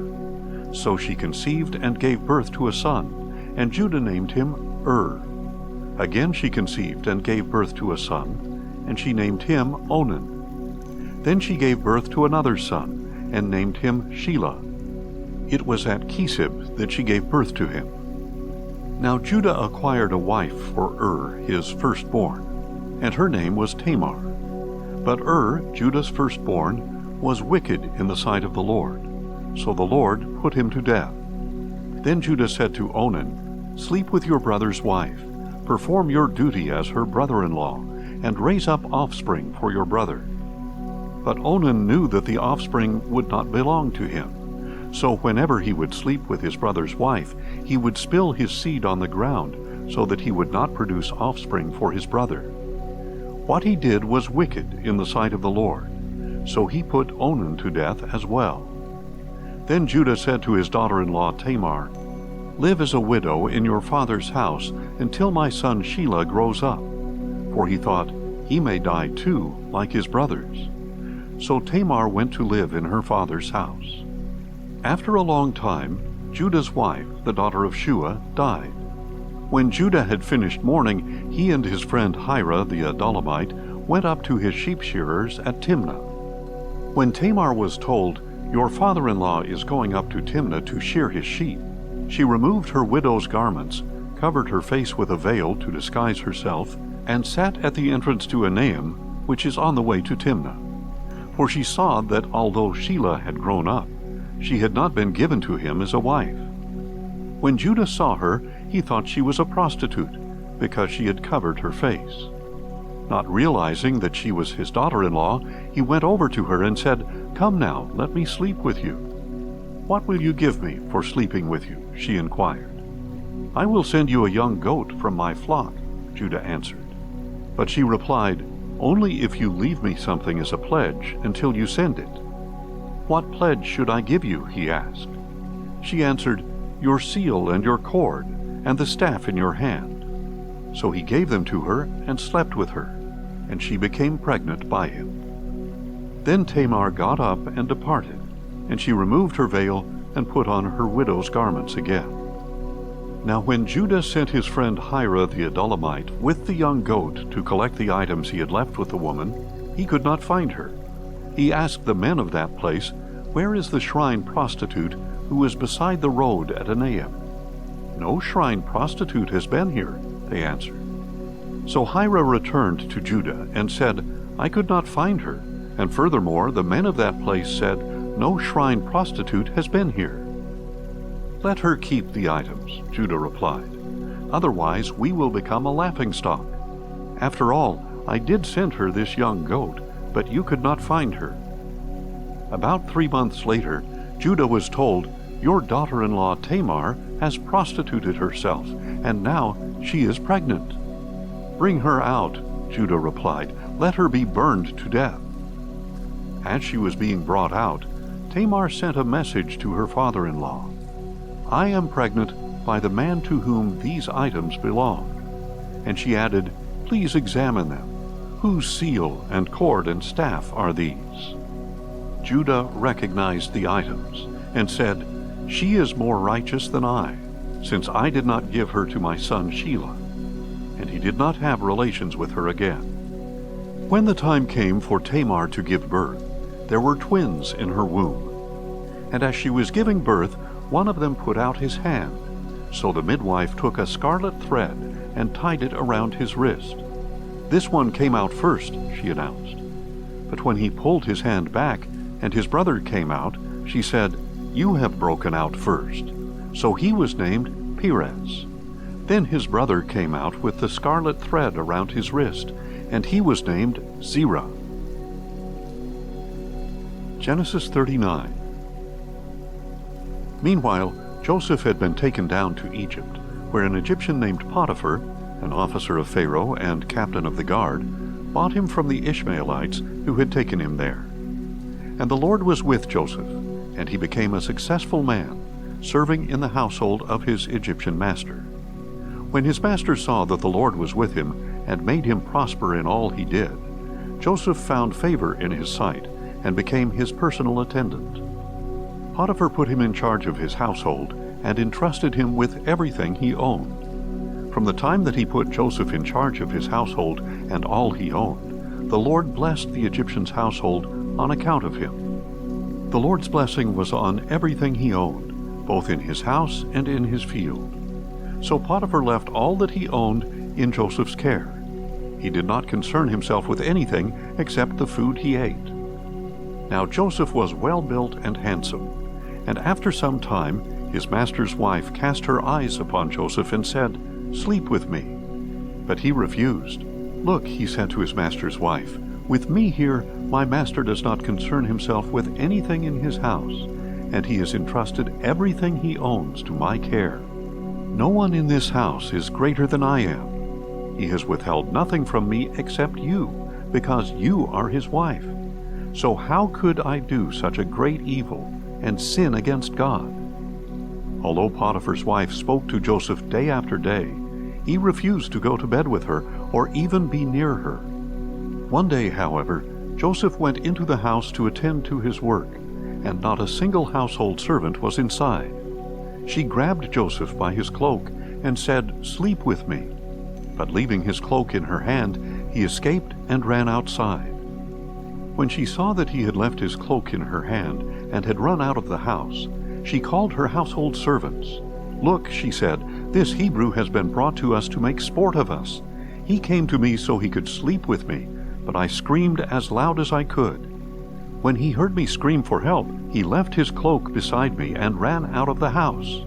So Potiphar's wife kept Joseph's cloak beside her until his master came home. Then she told him the same story. "The Hebrew slave you brought us came to me to make sport of me, but when I screamed for help, he left his cloak beside me and ran out of the house." When his master heard the story his wife told him, saying, "This is what your slave did to me," he burned with anger. So Joseph's master took him and had him thrown into the prison, where the king's prisoners were confined. While Joseph was there in the prison, the Lord was with him and extended kindness to him, granting him favor in the eyes of the prison warden. And the warden put all the prisoners under Joseph's care, so that he was responsible for all that was done in the prison. The warden did not concern himself with anything under Joseph's care, because the Lord was with Joseph and gave him success in whatever he did. Genesis 40. Sometime later, the king's cupbearer and baker offended their master, the king of Egypt. Pharaoh was angry with his two officers, the chief cupbearer and the chief baker, and imprisoned them in the house of the captain of the guard, the same prison where Joseph was confined. The captain of the guard assigned them to Joseph, and he became their personal attendant. After they had been in custody for some time, both of these men, the Egyptian king's cupbearer and baker, who were being held in the prison, had a dream on the same night, and each dream had its own meaning. When Joseph came to them in the morning, he saw that they were distraught. So he asked the officials of Pharaoh, who were in custody with him in his master's house, "Why are your faces so downcast today?" "We both had dreams," they replied, "but there is no one to interpret them." Then Joseph said to them, "Don't interpretations belong to God? Tell me your dreams." So the chief cupbearer told Joseph his dream. "In my dream there was a vine before me, and on the vine were 3 branches. As it budded, its blossoms opened and its clusters ripened into grapes. Pharaoh's cup was in my hand, and I took the grapes, squeezed them into his cup, and placed the cup in his hand." Joseph replied, "This is the interpretation. The 3 branches are 3 days. Within 3 days, Pharaoh will lift up your head and restore your position. You will put Pharaoh's cup in his hand, just as you did when you were his cupbearer. But when it goes well for you, please remember me and show me kindness by mentioning me to Pharaoh, that he might bring me out of this prison. For I was kidnapped from the land of the Hebrews, and even here I have done nothing for which they should have put me in this dungeon." When the chief baker saw that the interpretation was favorable, he said to Joseph, "I too had a dream. There were 3 baskets of white bread on my head. In the top basket were all sorts of baked goods for Pharaoh, but the birds were eating them out of the basket on my head." Joseph replied, "This is the interpretation. The 3 baskets are 3 days. Within 3 days, Pharaoh will lift off your head and hang you on a tree. Then the birds will eat the flesh of your body." On the 3rd day, which was Pharaoh's birthday, he held a feast for all his officials, and in their presence he lifted up the heads of the chief cupbearer and the chief baker. Pharaoh restored the chief cupbearer to his position, so that he once again placed the cup in Pharaoh's hand. But Pharaoh hanged the chief baker, just as Joseph had described to them in his interpretation. The chief cupbearer, however, did not remember Joseph. He forgot all about him. Genesis 41. After 2 full years had passed, Pharaoh had a dream. He was standing beside the Nile when 7 cows, sleek and well-fed, came up from the river and began to graze among the reeds. After them, 7 other cows, sickly and thin, came up from the Nile and stood beside the well-fed cows on the bank of the river. And the cows that were sickly and thin devoured the 7 sleek, well-fed cows. Then Pharaoh woke up, but he fell back asleep and dreamed a second time. 7 heads of grain, plump and ripe, came up on one stalk. After them 7 other heads of grain sprouted, thin and scorched by the east wind, and the thin heads of grain swallowed up the 7 plump, ripe ones. Then Pharaoh awoke and realized it was a dream. In the morning his spirit was troubled, so he summoned all the magicians and wise men of Egypt. Pharaoh told them his dreams, but no one could interpret them for him. Then the chief cupbearer said to Pharaoh, "Today I recall my failures. Pharaoh was once angry with his servants, and he put me and the chief baker in the custody of the captain of the guard. One night both the chief baker and I had dreams, and each dream had its own meaning. Now a young Hebrew was there with us, a servant of the captain of the guard. We told him our dreams, and he interpreted them for us individually. And it happened to us just as he had interpreted. I was restored to my position, and the other man was hanged."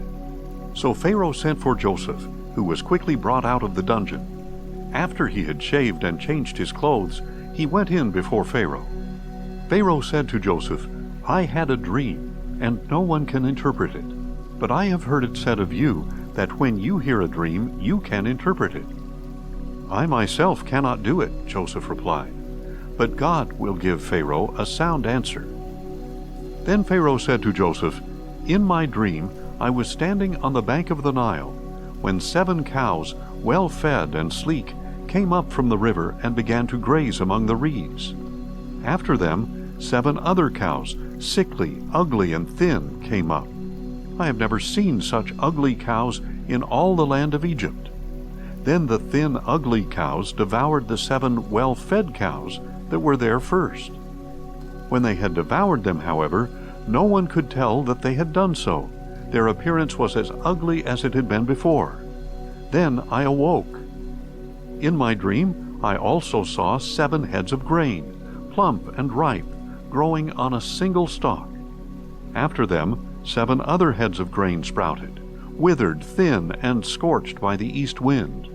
And the thin heads of grain swallowed the 7 plump ones. I told this dream to the magicians, but no one could explain it to me."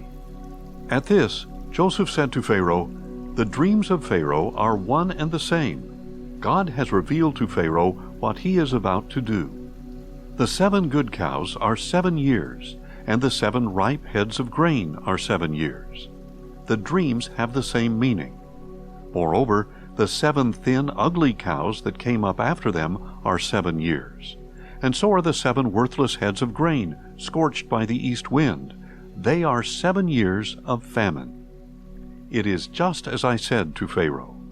God has shown Pharaoh what he is about to do. Behold, 7 years of great abundance are coming throughout the land of Egypt, but 7 years of famine will follow them. Then all the abundance in the land of Egypt will be forgotten, and the famine will devastate the land. The abundance in the land will not be remembered, since the famine that follows it will be so severe. Moreover, because the dream was given to Pharaoh in 2 versions, the matter has been decreed by God, and he will carry it out shortly. Now therefore Pharaoh should look for a discerning and wise man, and set him over the land of Egypt.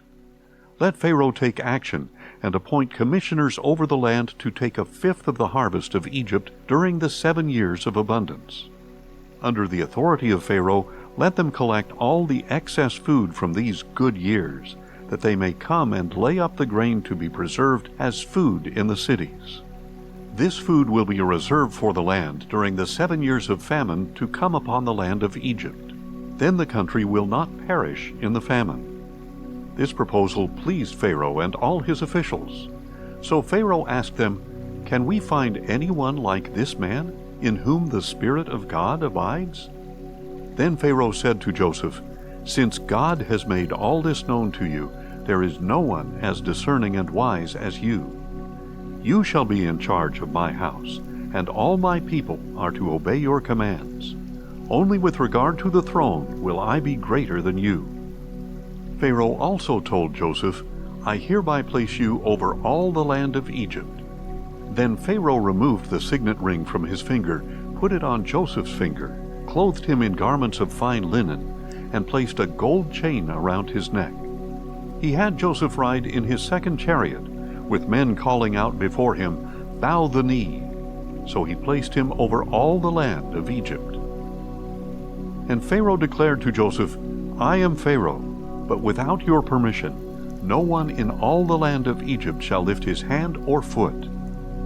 Pharaoh gave Joseph the name Zaphenath-Paneah, and he gave him Asenath, daughter of Potipherah, priest of On, to be his wife. And Joseph took charge of all the land of Egypt. Now Joseph was 30 years old when he entered the service of Pharaoh, king of Egypt. And Joseph left Pharaoh's presence and traveled throughout the land of Egypt. During the 7 years of abundance, the land brought forth bountifully. During those 7 years, Joseph collected all the excess food in the land of Egypt and stored it in the cities. In every city he laid up the food from the fields around it. So Joseph stored up grain in such abundance, like the sand of the sea, that he stopped keeping track of it, for it was beyond measure. Before the years of famine arrived, 2 sons were born to Joseph by Asenath, daughter of Potipherah, priest of On. Joseph named the firstborn Manasseh, saying, God has made me forget all my hardship and all my father's household. And the second son he named Ephraim, saying, God has made me fruitful in the land of my affliction. When the 7 years of abundance in the land of Egypt came to an end, the 7 years of famine began, just as Joseph had said. And although there was famine in every country, there was food throughout the land of Egypt. When extreme hunger came to all the land of Egypt, and the people cried out to Pharaoh for food, he told all the Egyptians, Go to Joseph, and do whatever he tells you. When the famine had spread over all the land, Joseph opened up all the storehouses and sold grain to the Egyptians, for the famine was severe in the land of Egypt. And every nation came to Joseph in Egypt to buy grain, because the famine was severe over all the earth. Genesis 42. When Jacob learned that there was grain in Egypt, he said to his sons, Why are you staring at one another? Look, he added, I have heard that there is grain in Egypt. Go down there and buy some for us, so that we may live and not die.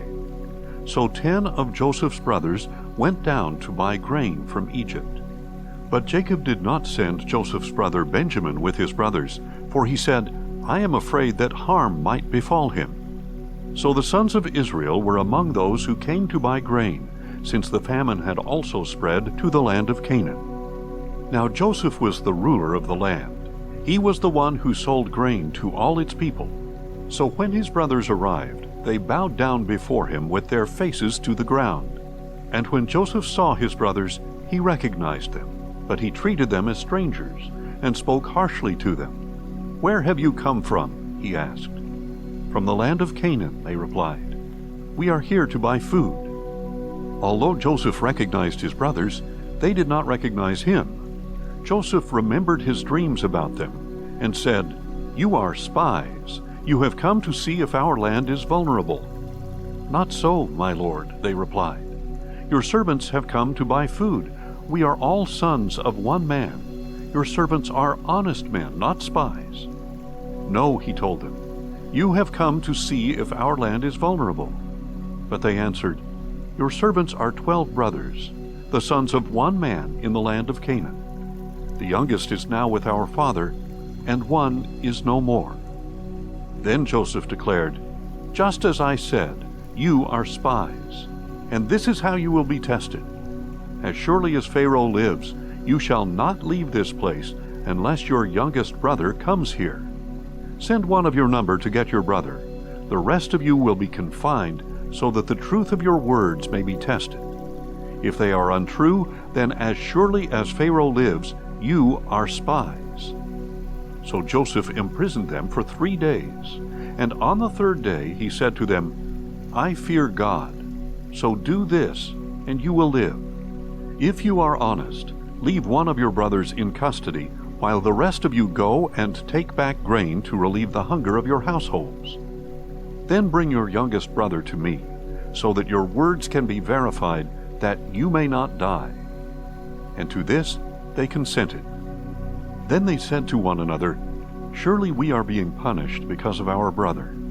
We saw his anguish when he pleaded with us, but we would not listen. That is why this distress has come upon us." And Reuben responded, "Didn't I tell you not to sin against the boy? But you would not listen. Now we must account for his blood." They did not realize that Joseph understood them, since there was an interpreter between them.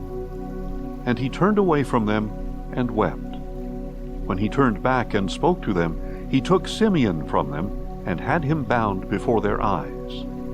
Then Joseph gave orders to fill their bags with grain, to return each man silver to his sack, and to give them provisions for their journey. This order was carried out, and they loaded the grain on their donkeys and departed. At the place where they lodged for the night, one of them opened his sack to get feed for his donkey, and he saw the silver in the mouth of the sack. "My silver has been returned," he said to his brothers. "It is here in my sack." Their hearts sank, and trembling they turned to one another and said, "What is this that God has done to us?" When they reached their father Jacob in the land of Canaan, they described to him all that had happened to them. "The man who is lord of the land spoke harshly to us and accused us of spying on the country. But we told him, 'We are honest men, not spies.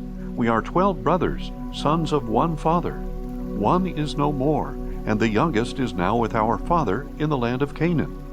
Then the man who is lord of the land said to us, 'This is how I will know whether you are honest. Leave one brother with me, take food to relieve the hunger of your households, and go. But bring your youngest brother back to me, so I will know that you are not spies, but honest men. Then I will give your brother back to you, and you can trade in the land.' As they began emptying their sacks, there in each man's sack was his bag of silver. And when they and their father saw the bags of silver, they were dismayed. Their father Jacob said to them, 'You have deprived me of my sons. Joseph is gone, and Simeon is no more. Now you want to take Benjamin. Everything is going against me.' Then Reuben said to his father, 'You may kill my 2 sons if I fail to bring him back to you. Put him in my care, and I will return him.' But Jacob replied, 'My son will not go down there with you, for his brother is dead, and he alone is left.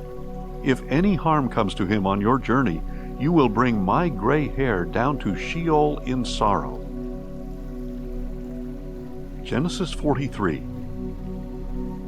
Now the famine was still severe in the land. So when Jacob's sons had eaten all the grain they had brought from Egypt, their father said to them, "Go back and buy us a little more food." But Judah replied, "The man solemnly warned us, 'You will not see my face again unless your brother is with you. If you will send our brother with us, we will go down and buy food for you. But if you will not send him, we will not go. For the man told us, "You will not see my face again unless your brother is with you." "Why did you bring this trouble upon me?" Israel asked. "Why did you tell the man you had another brother?" They replied, "The man questioned us in detail about ourselves and our family. 'Is your father still alive? Do you have another brother?' And we answered him accordingly. How could we possibly know that he would say, 'Bring your brother here'?" And Judah said to his father Israel, "Send the boy with me, and we will go at once, so that we may live and not die, neither we, nor you, nor our children. I will guarantee his safety. You may hold me personally responsible. If I do not bring him back and set him before you, then may I bear the guilt before you all my life. If we had not delayed, we could have come and gone twice by now." Then their father Israel said to them, "If it must be so, then do this. Put some of the best products of the land in your packs, and carry them down as a gift for the man, a little balm and a little honey, spices and myrrh, pistachios and almonds. Take double the silver with you, so that you may return the silver that was put back into the mouths of your sacks. Perhaps it was a mistake. Take your brother as well, and return to the man at once. May God Almighty grant you mercy before the man, that he may release your other brother along with Benjamin. As for me, if I am bereaved, I am bereaved." So the men took these gifts, along with double the amount of silver, and Benjamin as well. Then they hurried down to Egypt and stood before Joseph. When Joseph saw Benjamin with his brothers, he said to the steward of his house, "Take these men to my house. Slaughter an animal and prepare it, for they shall dine with me at noon." The man did as Joseph had commanded and took the brothers to Joseph's house. But the brothers were frightened that they had been taken to Joseph's house.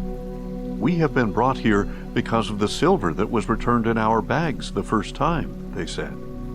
"They intend to overpower us and take us as slaves, along with our donkeys." So they approached Joseph's steward and spoke to him at the entrance to the house. "Please, sir," they said, "we really did come down here the first time to buy food. But when we came to the place we lodged for the night, we opened our sacks, and behold, each of us found his silver in the mouth of his sack. It was the full amount of our silver, and we have brought it back with us. We have brought additional silver with us to buy food.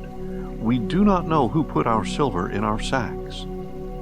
"It is fine," said the steward. "Do not be afraid. Your God, the God of your father, gave you the treasure that was in your sacks. I received your silver." Then he brought Simeon out to them. And the steward took the men into Joseph's house, gave them water to wash their feet, and provided food for their donkeys. Since the brothers had been told that they were going to eat a meal there, they prepared their gift for Joseph's arrival at noon. When Joseph came home, they presented him with the gifts they had brought, and they bowed to the ground before him. He asked if they were well, and then he asked, "How is your elderly father you told me about? Is he still alive?" "Your servant our father is well," they answered. "He is still alive." And they bowed down to honor him. When Joseph looked up and saw his brother Benjamin, his own mother's son, he asked, "Is this your youngest brother, the one you told me about?" Then he declared, "May God be gracious to you, my son." Joseph hurried out because he was moved to tears for his brother, and he went to a private room to weep. Then he washed his face and came back out. Regaining his composure, he said, "Serve the meal." They separately served Joseph, his brothers, and the Egyptians. They ate separately because the Egyptians would not eat with the Hebrews, since that was detestable to them. They were seated before Joseph in order by age, from the firstborn to the youngest, and the men looked at one another in astonishment. When the portions were served to them from Joseph's table, Benjamin's portion was 5 times larger than any of the others. So they feasted and drank freely with Joseph. Genesis 44. Then Joseph instructed his steward, "Fill the men's sacks with as much food as they can carry, and put each one's silver in the mouth of his sack. Put my cup, the silver one, in the mouth of the youngest one's sack, along with the silver for his grain." So the steward did as Joseph had instructed. At daybreak, the men were sent on their way with their donkeys. They had not gone far from the city when Joseph told his steward, "Pursue the men at once, and when you overtake them, ask, 'Why have you repaid good with evil? Is this not the cup my master drinks from and uses for divination? What you have done is wicked.'" When the steward overtook them, he relayed these words to them. "Why does my lord say these things?" they asked. "Your servants could not possibly do such a thing. We even brought back to you from the land of Canaan the silver we found in the mouths of our sacks. Why would we steal silver or gold from your master's house? If any of your servants is found to have it, he must die, and the rest will become slaves of my lord." "As you say," replied the steward, "but only the one who is found with the cup will be my slave, and the rest of you shall be free of blame." So each one quickly lowered his sack to the ground and opened it. The steward searched, beginning with the oldest and ending with the youngest, and the cup was found in Benjamin's sack. Then they all tore their clothes, loaded their donkeys, and returned to the city. When Judah and his brothers arrived at Joseph's house, he was still there, and they fell to the ground before him. "What is this deed you have done?" Joseph declared. "Do you not know that a man like me can surely divine the truth?" "What can we say to my lord?" Judah replied. "How can we plead? How can we justify ourselves? God has exposed the iniquity of your servants. We are now my lord's slaves, both we and the one who was found with the cup." But Joseph replied, "Far be it from me to do this. The man who is found with the cup will be my slave. The rest of you may return to your father in peace." Then Judah approached Joseph and said, "Sir, please let your servant speak personally to my lord. Do not be angry with your servant, for you are equal to Pharaoh himself. My lord asked his servants, 'Do you have a father or a brother?' And we answered, 'We have an elderly father and a younger brother, the child of his old age. The boy's brother is dead. He is the only one of his mother's sons left, and his father loves him.' Then you told your servants, 'Bring him down to me so that I can see him for myself.' So we said to my lord, 'The boy cannot leave his father. If he were to leave, his father would die.' But you said to your servants, 'Unless your younger brother comes down with you, you will not see my face again.' Now when we returned to your servant my father, we relayed your words to him. Then our father said, 'Go back and buy us some food.' But we answered, 'We cannot go down there unless our younger brother goes with us. So if our younger brother is not with us, we cannot see the man.' And your servant my father said to us, 'You know that my wife bore me 2 sons. When one of them was gone, I said, Surely he has been torn to pieces, and I have not seen him since. Now if you also take this one from me, and harm comes to him, you will bring my gray hair down to Sheol in sorrow. So if the boy is not with us when I return to your servant, and if my father, whose life is wrapped up in the boy's life, sees that the boy is not with us, he will die. Then your servants will have brought the gray hair of your servant our father down to Sheol in sorrow. Indeed, your servant guaranteed the boy's safety to my father, saying, If I do not return him to you, I will bear the guilt before you, my father, all my life. Now please, let your servant stay here as my lord's slave in place of the boy. Let him return with his brothers. For how can I go back to my father without the boy? I could not bear to see the misery that would overwhelm him." Genesis 45. Then Joseph could no longer control himself before all his attendants, and he cried out, "Send everyone away from me." So none of them were with Joseph when he made himself known to his brothers. But he wept so loudly that the Egyptians heard him, and Pharaoh's household soon heard of it. Joseph said to his brothers, "I am Joseph. Is my father still alive?" But they were unable to answer him because they were terrified in his presence. Then Joseph said to his brothers, "Please, come near me." And they did so. "I am Joseph, your brother," he said, "the one you sold into Egypt. And now do not be distressed or angry with yourselves that you sold me into this place, because it was to save lives that God sent me before you. For the famine has covered the land these 2 years, and there will be 5 more years without plowing or harvesting. God sent me before you to preserve you as a remnant on the earth, and to save your lives by a great deliverance.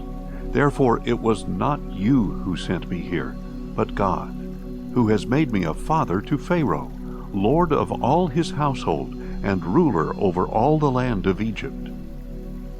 Now return quickly to my father and tell him, This is what your son Joseph says. God has made me lord of all Egypt. Come down to me without delay. You shall settle in the land of Goshen and be near me, you and your children and grandchildren, your flocks and herds, and everything you own. And there I will provide for you, because there will be 5 more years of famine. Otherwise, you and your household and everything you own will come to destitution. Behold, you and my brother Benjamin can see that I, Joseph, am the one speaking with you. Tell my father about all my splendor in Egypt and everything you have seen, and bring my father down here quickly." Then Joseph threw his arms around his brother Benjamin and wept, and Benjamin wept as they embraced. Joseph kissed each of his brothers as he wept over them, and afterward his brothers talked with him. When the news reached Pharaoh's house that Joseph's brothers had come, Pharaoh and his servants were pleased. Pharaoh said to Joseph, "Tell your brothers, do as follows: load your animals and return to the land of Canaan. Then bring your father and your families and return to me. I will give you the best of the land of Egypt, and you shall eat from the fat of the land. You are also directed to tell them, 'Take wagons from the land of Egypt for your young children and your wives, and bring your father and come back. But pay no regard to your belongings, for the best of all the land of Egypt is yours.'" So the sons of Israel did as they were told. Joseph gave them wagons as Pharaoh had instructed, and he also gave them provisions for their journey. He gave new garments to each of them, but to Benjamin he gave 300 shekels of silver and 5 sets of clothes. And he sent to his father the following: 10 donkeys loaded with the best of Egypt, and 10 female donkeys loaded with grain and bread and provisions for his father's journey. Then Joseph sent his brothers on their way, and as they were leaving he said to them, "Do not quarrel on the way." So the brothers went up out of Egypt and came to their father Jacob in the land of Canaan. "Joseph is still alive," they said, "and he is ruler over all the land of Egypt." But Jacob was stunned, for he did not believe them. However, when they relayed all that Joseph had told them, and when he saw the wagons that Joseph had sent to carry him back, the spirit of their father Jacob was revived. "Enough," declared Israel, "my son Joseph is still alive. I will go to see him before I die." Genesis 46. So Israel set out with all that he had, and when he came to Beersheba, he offered sacrifices to the God of his father Isaac. And that night God spoke to Israel in a vision. "Jacob, Jacob," he said. "Here I am," replied Jacob.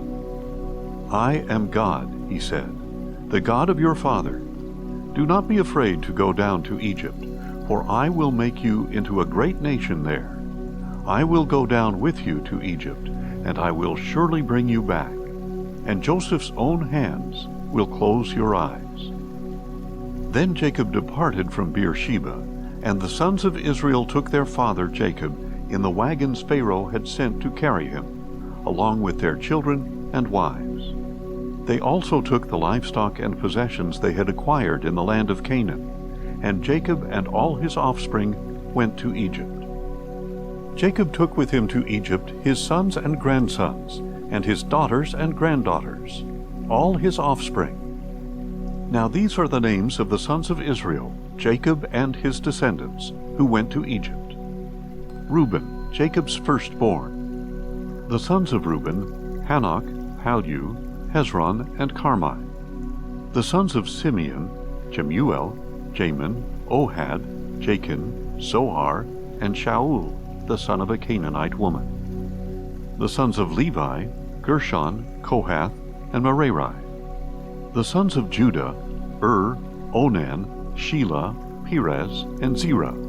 But and Onan died in the land of Canaan. The sons of Perez, Hezron, and Hamul. The sons of Issachar, Tola, Puvah, Job, and Shimron.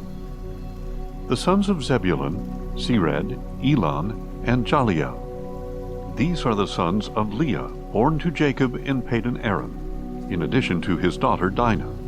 The total number of sons and daughters was 33. The sons of Gad, Ziphion, Haggai, Shunai, Esbon, Eri, Arodi, and Areli. The children of Asher, Imnah, Ishva, Ishvi, Beriah, and their sister Serah. The sons of Beriah, Heber and Malchiel. These are the sons of Jacob born to Zilpah, whom Laban gave to his daughter Leah, 16 in all. The sons of Jacob's wife Rachel, Joseph and Benjamin.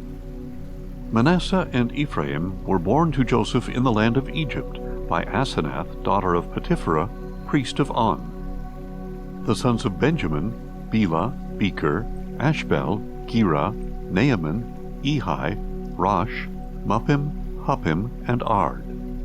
These are the sons of Rachel, born to Jacob, 14 in all. The son of Dan, Hushim. The sons of Naphtali, Jaziel, Guni, Jezer, and Shillem. These are the sons of Jacob, born to Bilhah, whom Laban gave to his daughter Rachel, 7 in all. All those belonging to Jacob who came to Egypt, his direct descendants, besides the wives of Jacob's sons, numbered 66 persons. And with the 2 sons who had been born to Joseph in Egypt, the members of Jacob's family who went to Egypt were 70 in all. Now Jacob had sent Judah ahead of him to Joseph to get directions to Goshen. When Jacob's family arrived in the land of Goshen, Joseph prepared his chariot and went there to meet his father Israel. Joseph presented himself to him, embraced him, and wept profusely.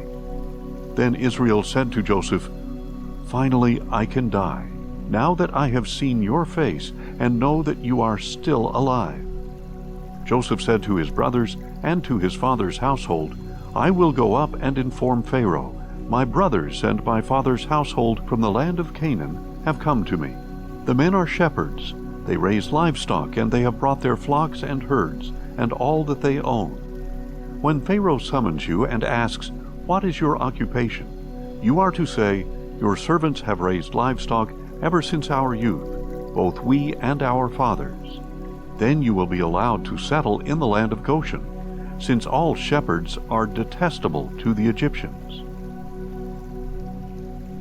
Genesis 47.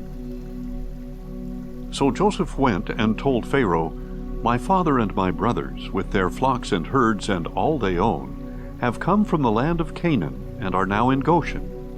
And he chose 5 of his brothers and presented them before Pharaoh.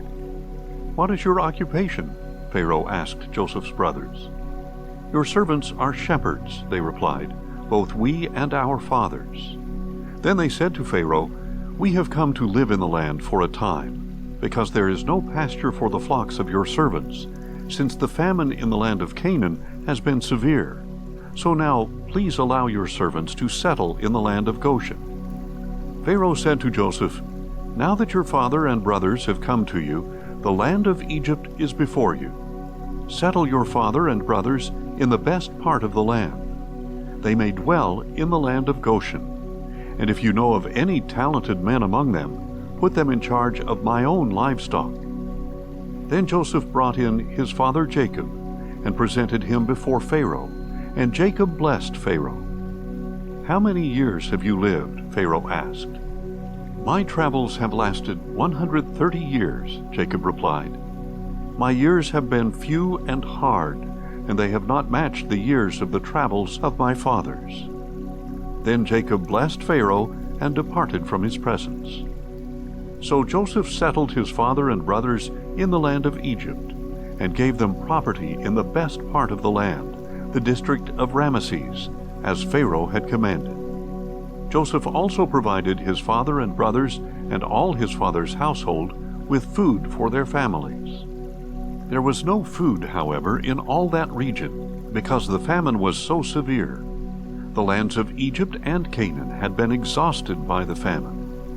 Joseph collected all the money to be found in the land of Egypt and the land of Canaan in exchange for the grain they were buying, and he brought it into Pharaoh's palace. When the money from the lands of Egypt and Canaan was gone, all the Egyptians came to Joseph and said, "Give us food. Why should we die before your eyes? For our funds have run out." "Then bring me your livestock," said Joseph.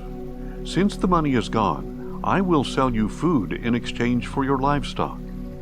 So they brought their livestock to Joseph, and he gave them food in exchange for their horses, their flocks and herds, and their donkeys.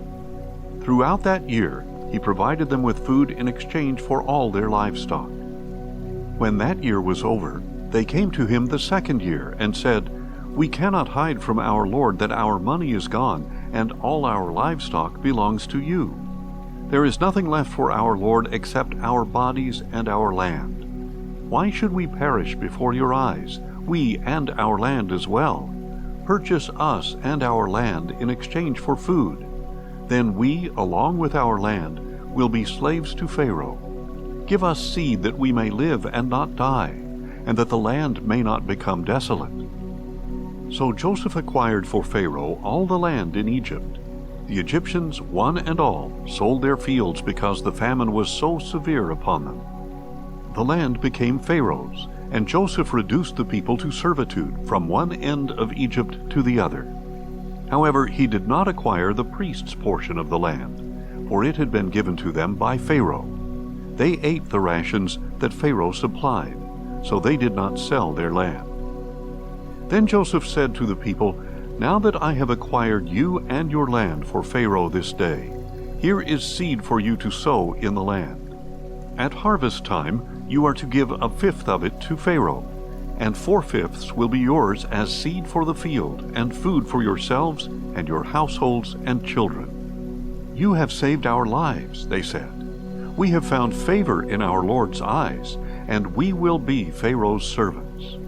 So Joseph established a law that a fifth of the produce belongs to Pharaoh, and it is in effect in the land of Egypt to this day. Only the priest's land does not belong to Pharaoh.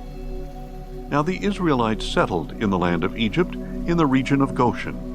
They acquired property there and became fruitful and increased greatly in number. And Jacob lived in the land of Egypt 17 years, and the length of his life was 147 years. When the time drew near for Israel to die, he called his son Joseph and said to him, "If I have found favor in your eyes, put your hand under my thigh and promise to show me kindness and faithfulness. Do not bury me in Egypt, but when I lie down with my fathers, carry me out of Egypt and bury me with them." Joseph answered, "I will do as you have requested." "Swear to me," Jacob said. So Joseph swore to him, and Israel bowed in worship at the head of his bed. Genesis 48. Sometime later, Joseph was told, "Your father is ill." So he set out with his 2 sons, Manasseh and Ephraim. When Jacob was told, "Your son Joseph has come to you," Israel rallied his strength and sat up in bed. Jacob said to Joseph, "God Almighty appeared to me at Luz in the land of Canaan, and there he blessed me and told me, 'Behold, I will make you fruitful and multiply you. I will make you a multitude of peoples, and will give this land to your descendants after you as an everlasting possession. And now your 2 sons, born to you in Egypt before I came to you here, shall be reckoned as mine. Ephraim and Manasseh shall be mine, just as Reuben and Simeon are mine. Any children born to you after them shall be yours, and they shall be called by the names of their brothers in the territory they inherit. Now as for me, when I was returning from Padan, to my sorrow Rachel died along the way in the land of Canaan, some distance from Ephrath. So I buried her there beside the road to Ephrath, that is, Bethlehem." When Israel saw the sons of Joseph, he asked, "Who are these?" Joseph said to his father, "They are the sons God has given me in this place." So Jacob said, "Please bring them to me, that I may bless them." Now Israel's eyesight was poor because of old age. He could hardly see. Joseph brought his sons to him, and his father kissed them and embraced them. "I never expected to see your face again," Israel said to Joseph, "but now God has let me see your children as well." Then Joseph removed his sons from his father's knees and bowed face down. And Joseph took both of them, with Ephraim in his right hand toward Israel's left hand, and Manasseh in his left hand toward Israel's right hand, and brought them close to him. But Israel stretched out his right hand and put it on the head of Ephraim, the younger, and crossing his hands, he put his left on Manasseh's head, although Manasseh was the firstborn. Then he blessed Joseph and said, May the God before whom my fathers Abraham and Isaac walked, the God who has been my shepherd all my life to this day, the angel who has redeemed me from all harm, may he bless these boys, and may they be called by my name and the names of my fathers Abraham and Isaac, and may they grow into a multitude upon the earth. When Joseph saw that his father had placed his right hand on Ephraim's head, he was displeased, and took his father's hand to move it from Ephraim's head to Manasseh's. Not so, my father, Joseph said. This one is the firstborn. Put your right hand on his head. But his father refused. I know, my son, I know, he said. He too shall become a people, and he too shall be great. Nevertheless, his younger brother shall be greater than he, and his offspring shall become a multitude of nations. So that day Jacob blessed them and said, By you shall Israel pronounce this blessing. May God make you like Ephraim and Manasseh. So he put Ephraim before Manasseh. Then Israel said to Joseph, Look, I am about to die, but God will be with you and bring you back to the land of your fathers. And to you, as one who is above your brothers, I give the ridge of land that I took from the Amorites with my sword and bow. Genesis 49. Then Jacob called for his sons and said, Gather around, so that I can tell you what will happen to you in the days to come. Come together and listen, O sons of Jacob. Listen to your father Israel. Reuben, you are my firstborn, my might, and the beginning of my strength, excelling in honor, excelling in power. Uncontrolled as the waters, you will no longer excel, because you went up to your father's bed, onto my couch, and defiled it. Simeon and Levi are brothers. Their swords are weapons of violence. May I never enter their council. May I never join their assembly. For they kill men in their anger and hamstring oxen on a whim. Cursed be their anger, for it is strong, and their wrath, for it is cruel. I will disperse them in Jacob and scatter them in Israel. Judah, your brothers shall praise you. Your hand shall be on the necks of your enemies. Your father's sons shall bow down to you. Judah is a young lion. My son, you return from the prey. Like a lion, he crouches and lies down. Like a lioness, who dares to rouse him? The scepter will not depart from Judah, nor the staff from between his feet, until Shiloh comes, and the allegiance of the nations is his. He ties his donkey to the vine, his colt to the choicest branch. He washes his garments in wine, his robes in the blood of grapes. His eyes are darker than wine, and his teeth are whiter than milk. Zebulun shall dwell by the seashore, and become a harbor for ships. His border shall extend to Sidon. Issachar is a strong donkey, lying down between the sheepfolds. He saw that his resting place was good, and that his land was pleasant. So he bent his shoulder to the burden, and submitted to labor as a servant. Dan shall provide justice for his people as one of the tribes of Israel. He will be a snake by the road, a viper in the path that bites the horse's heels, so that its rider tumbles backward. I await your salvation, O Lord. Gad will be attacked by raiders, but he will attack their heels. Asher's food will be rich. He shall provide royal delicacies. Naphtali is a doe set free that bears beautiful fawns. Joseph is a fruitful vine by a spring, whose branches scale the wall. The archers attacked him with bitterness.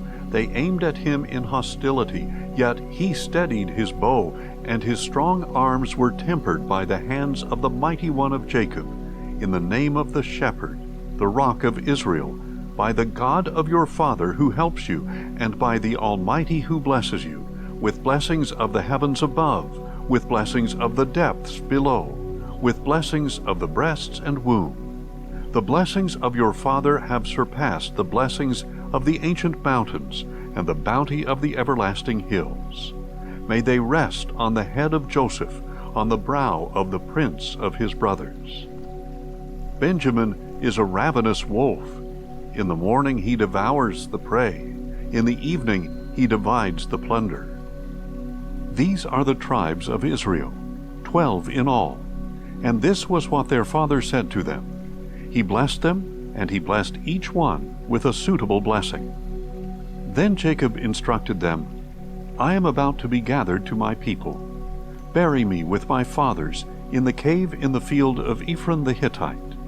The cave is in the field of Machpelah near Mamre, in the land of Canaan. This is the field Abraham purchased from Ephron the Hittite as a burial site. There Abraham and his wife Sarah are buried. There Isaac and his wife Rebekah are buried. And there I buried Leah.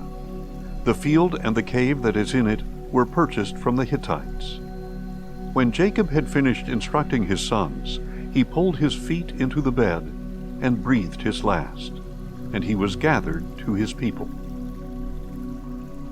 Genesis 50. Then Joseph fell upon his father's face, wept over him, and kissed him.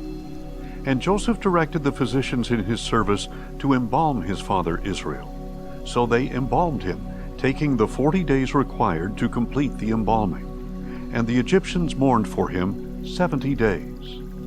When the days of mourning had passed, Joseph said to Pharaoh's court, If I have found favor in your eyes, please tell Pharaoh that my father made me swear an oath when he said, I am about to die.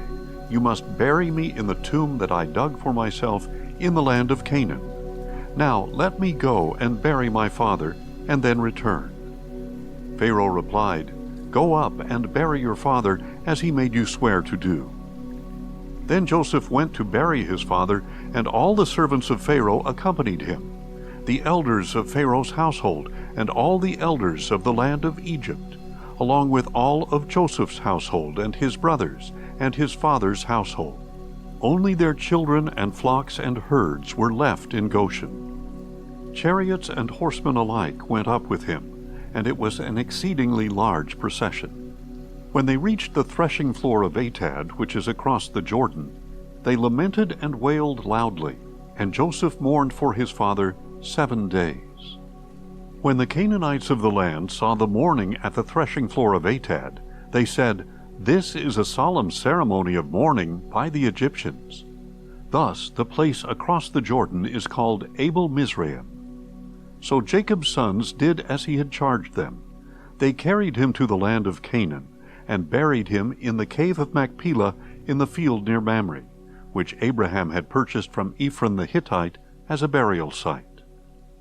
After Joseph had buried his father, he returned to Egypt with his brothers, and all who had gone with him to bury his father. When Joseph's brothers saw that their father was dead, they said, What if Joseph bears a grudge? Then he will surely repay us for all the evil that we did to him. So they sent word to Joseph, saying, Before he died, your father commanded, This is what you are to say to Joseph. I beg you, please forgive the transgression and sin of your brothers, for they did you wrong. So now, Joseph, please forgive the transgression of the servants of the God of your father. When their message came to him, Joseph wept. His brothers also came to him, bowed down before him, and said, We are your slaves. But Joseph replied, Do not be afraid. Am I in the place of God? As for you, what you intended against me for evil, God intended for good, in order to accomplish a day like this, to preserve the lives of many people. Therefore, do not be afraid. I will provide for you and your little ones. So Joseph reassured his brothers and spoke kindly to them. Now Joseph and his father's household remained in Egypt, And Joseph lived to the age of 110.